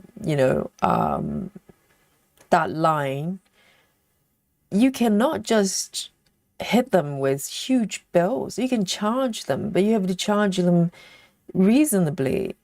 I mean, are they just trying to make people go bankrupt? Why would they want to do that as a country? I do not understand it. Why do you want to keep your people either sick because they don't want to go to hospital because they're afraid they can't pay for it, or they get treated, but they get themselves into financial issues? Why do they want a country that's, the people have to go through that? I do not understand. If I was taking care of a country, I want them to be healthy and happy. It's not hard.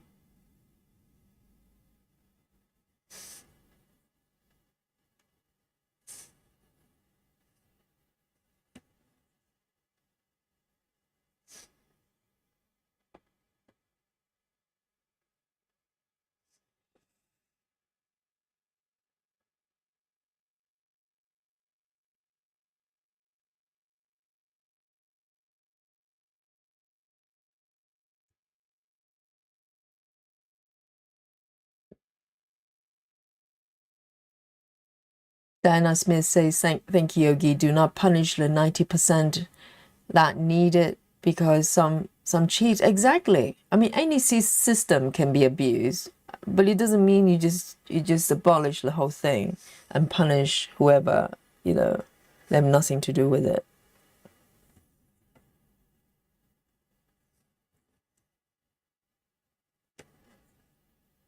I think it sounds like an excuse. I don't know what they're trying to do. They're not stupid. What are they trying to do?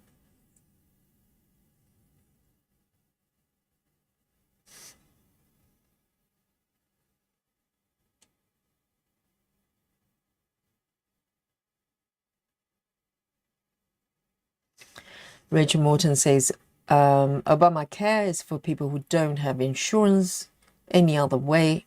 Their employer or are self-employed is not for low-income people. So you can make any amount and get a policy. So it's like, are they trying to encourage people to not work or just stay in a very low income? Because I'm sure there will be people playing around the loophole, and go and try to go under the income level, even when they're not. You know what I mean? Because if below a certain income, you literally just get whatever medical care. Why wouldn't you have it and not work?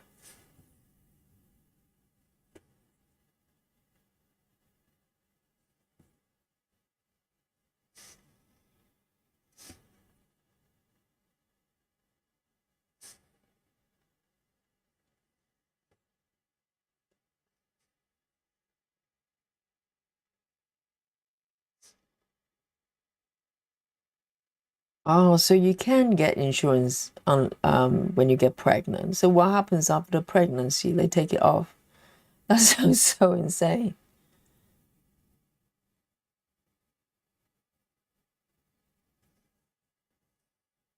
Oh dear.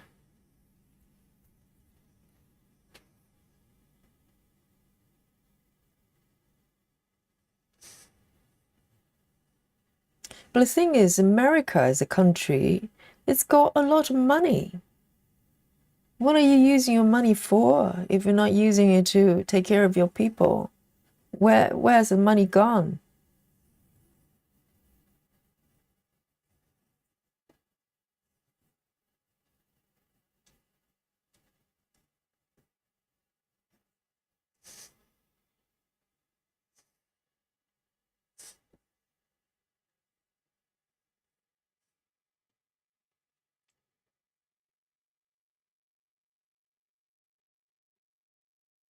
Exactly, Rachel Morton. You're just encouraging people to abuse the system in a different way.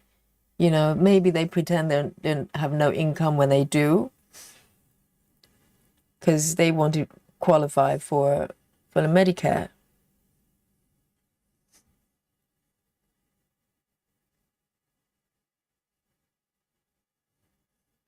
Hello, Lona. Lona, say, Lona says daytime saving time is really going to mess me up trying to get here on time. Hello, Yogi and Stitchy friends. Hello, Lona. Yes, the time, the clock should just change automatically on your devices. Everything should just update by itself. And great to see you.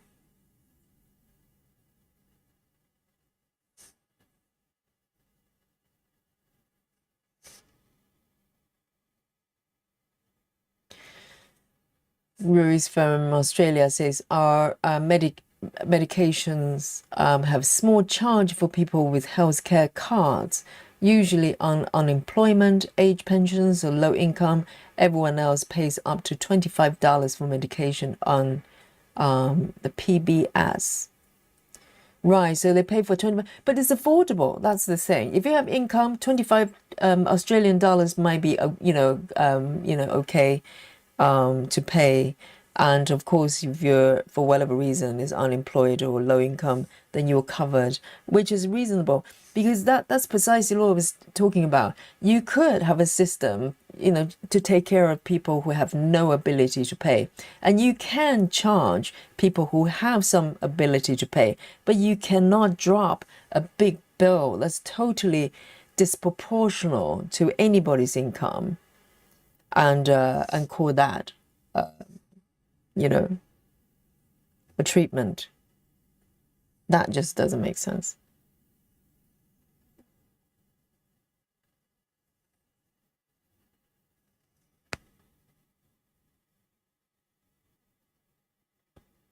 Wow. Natty, that sounds totally like, the vet treatments over here. They just write down random numbers and charge you for it. And there's no market rate that you can compare with a vet, and when you get a big bill is normally when your pet, your animal friends are very sick, and they just write down whatever number. And even with pet insurance, you still have to pay a lot premium as well. So it sounds very much like the vet situation over here.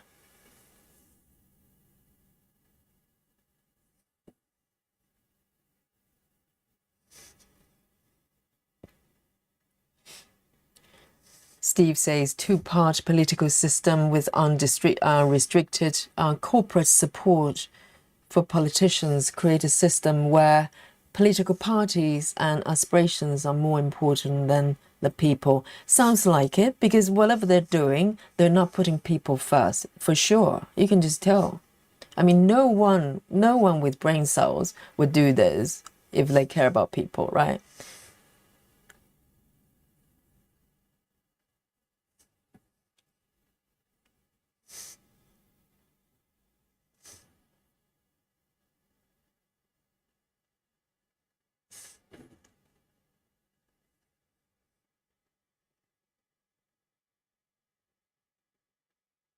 See you later, Lizzie. I hope you're feeling better. Peachy says corporate greed. It's a bit of everything, yes.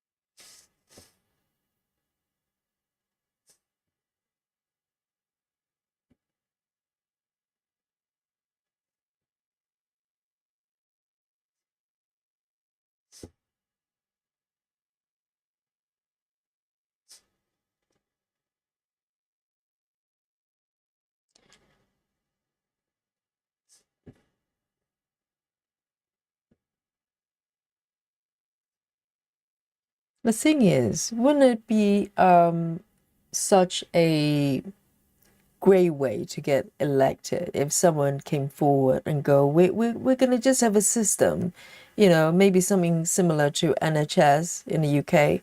Everybody's covered fundamentally. If you want to go private, that's your choice. That person will probably get elected instantly.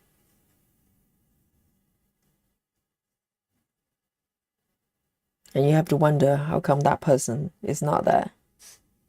What is happening?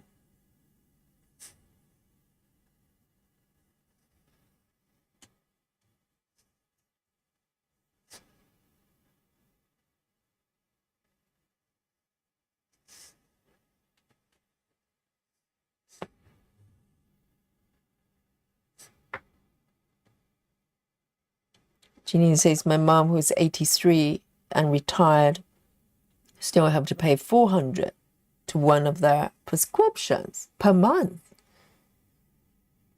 The elderly should be taken care of over drugs, addicts. Oh, absolutely. I mean, both of them need to be taken care of, but definitely, I mean, yes. I think over here, unless your drugs, I don't know about all treatments, obviously, but unless your treatment is so unusual, you need to be sent to some sort of specialist. Maybe certain things are not covered. I don't know. But, fundamentally, you should be treated. There would be no questions asked.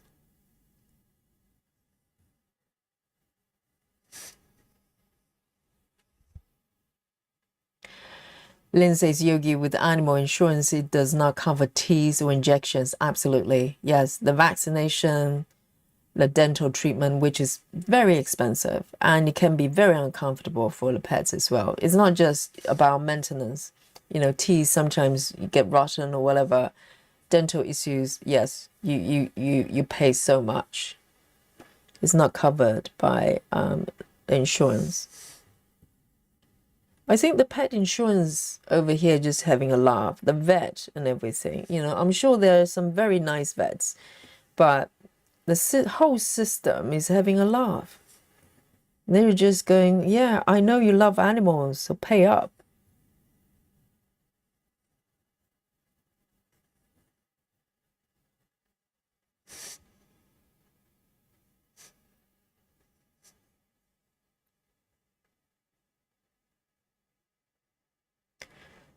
Yes, Suzanne. I think when they use excuses like, for instance, the drug addicts or people abusing the system, they're not telling the truth.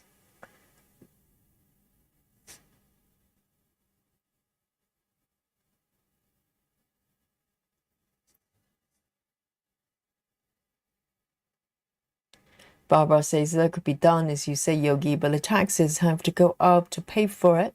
And I don't know if our physicians will go to that system. They make a lot of money now. Well, the whole system probably needs to get looked at and maybe redesigned. I'm not saying it's an easy task, but it doesn't matter how hard it's going to do to generate, money. I mean, I don't know the taxes people in America on average pay for their income, but, I don't think they're short of money. I just do not believe it. Something else is going on. And Act 637 says they'd rather withhold health care from people who they don't think deserve rather than give care to all. And you have to wonder why that is. I mean, you're not going to have a country if everybody's either running scared to other countries or they all suffer and just, I mean, why would they want that? That's so strange.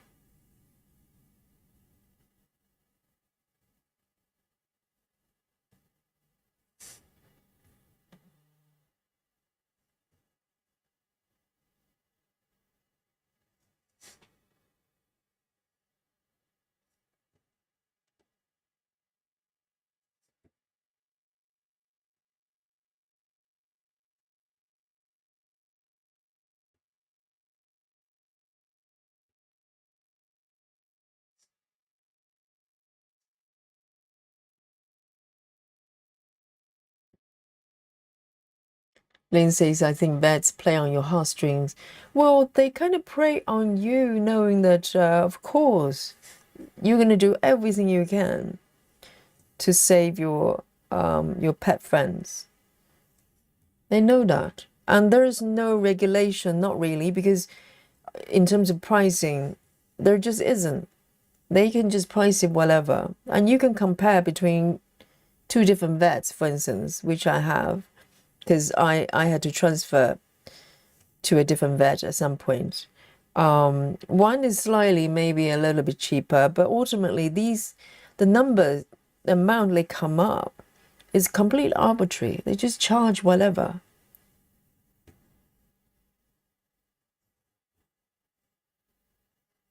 And there's nothing you can do.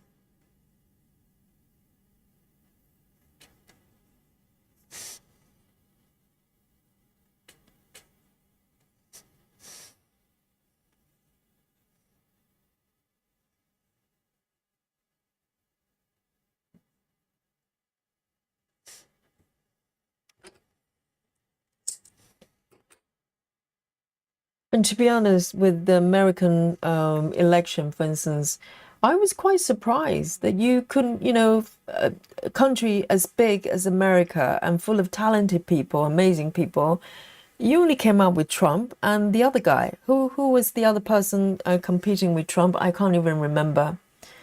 You you just go, well, where's everybody? How come nobody wants to be the president of America? You end up with the options you have. I don't know.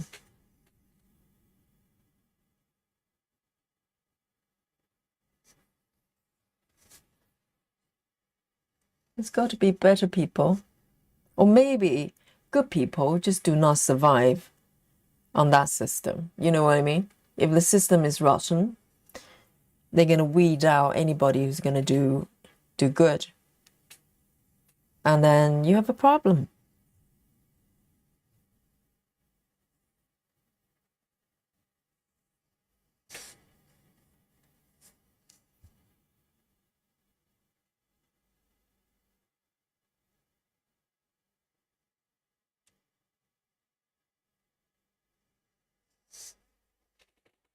All right, then it's 13 minutes past midnight. I'm going to do one more color.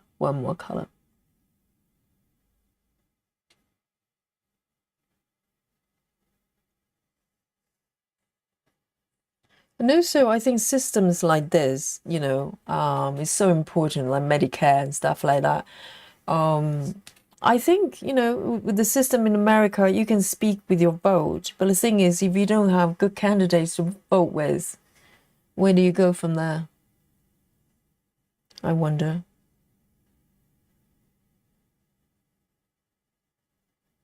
Okay, I am going to have a look at these ones. I kind of want to do something that's slightly darker, stronger color. Let me have a look. Oh, this one is good. How about some 310? Let's do some 310 then.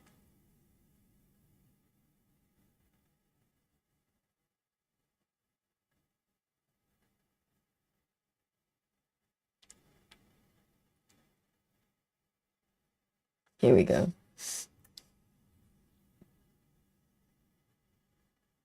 Steve says, now you're getting a yogi.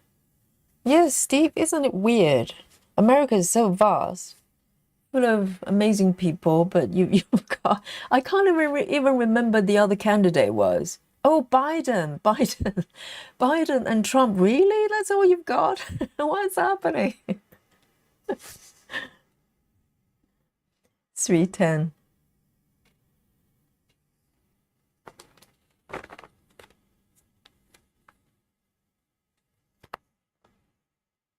That is so strange.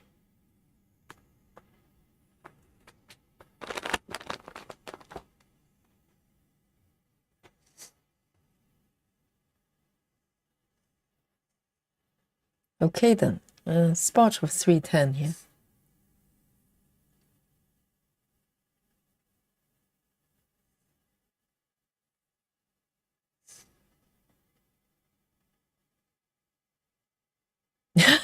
Liz says, Yogi, I don't know about you on YouTube. You should be in the parliament. Oh no, I know.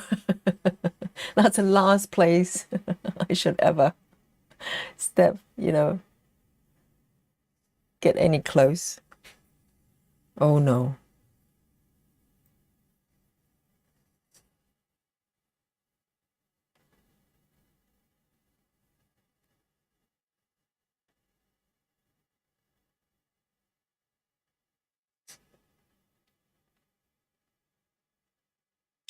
Ninety says not Biden, it was Camilla. Oh, that's true, because Biden stepped down, didn't he?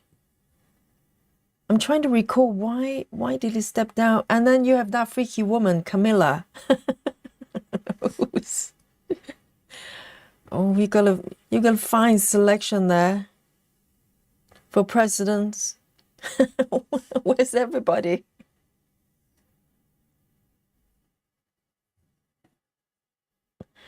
Where is everybody? I wonder.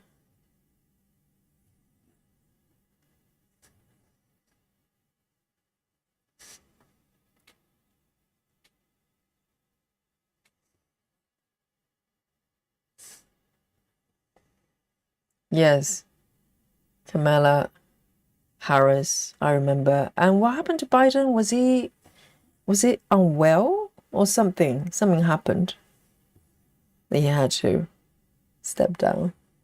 I cannot remember.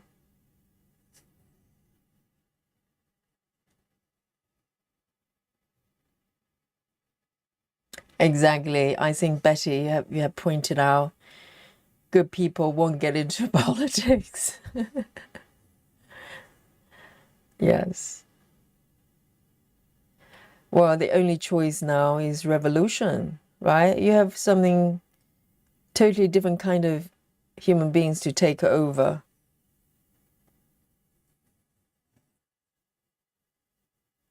Because that system may not be able to be fixed. It's just too deep rooted into so many things. You can't fix it. And the only way to change is to wipe it out, start again.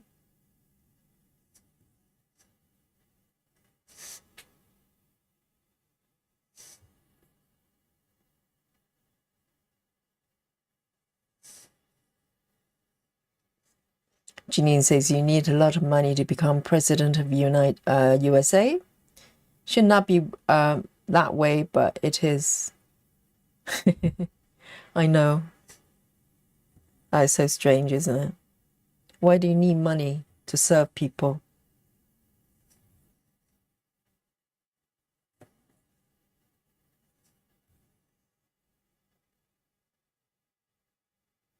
Clara says he had dementia his entire 4 years as a president. Yes, there are a lot of talks about that, isn't it? Biden.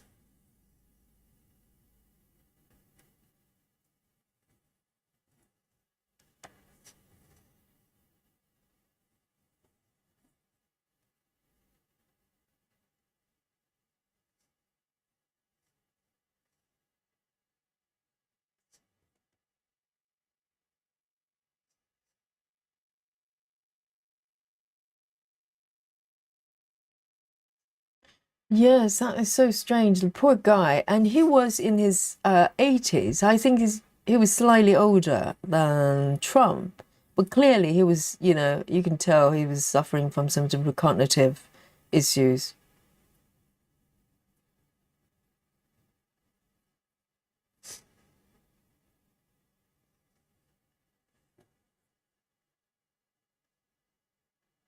And was that the reason he stepped down, I wonder?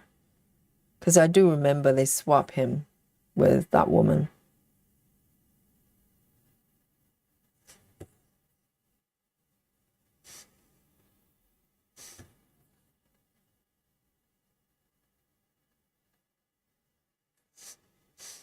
Okay, I'm going to do 4 more stitches here with our 310 here.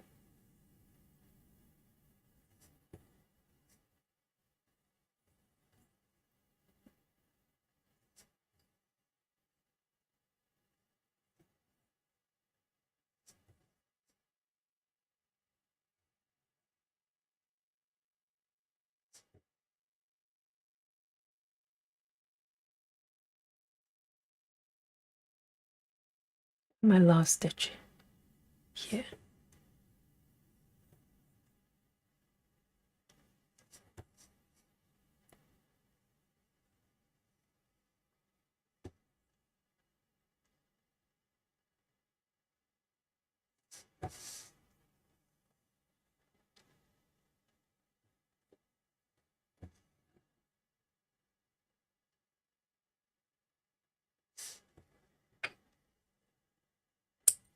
$3.10.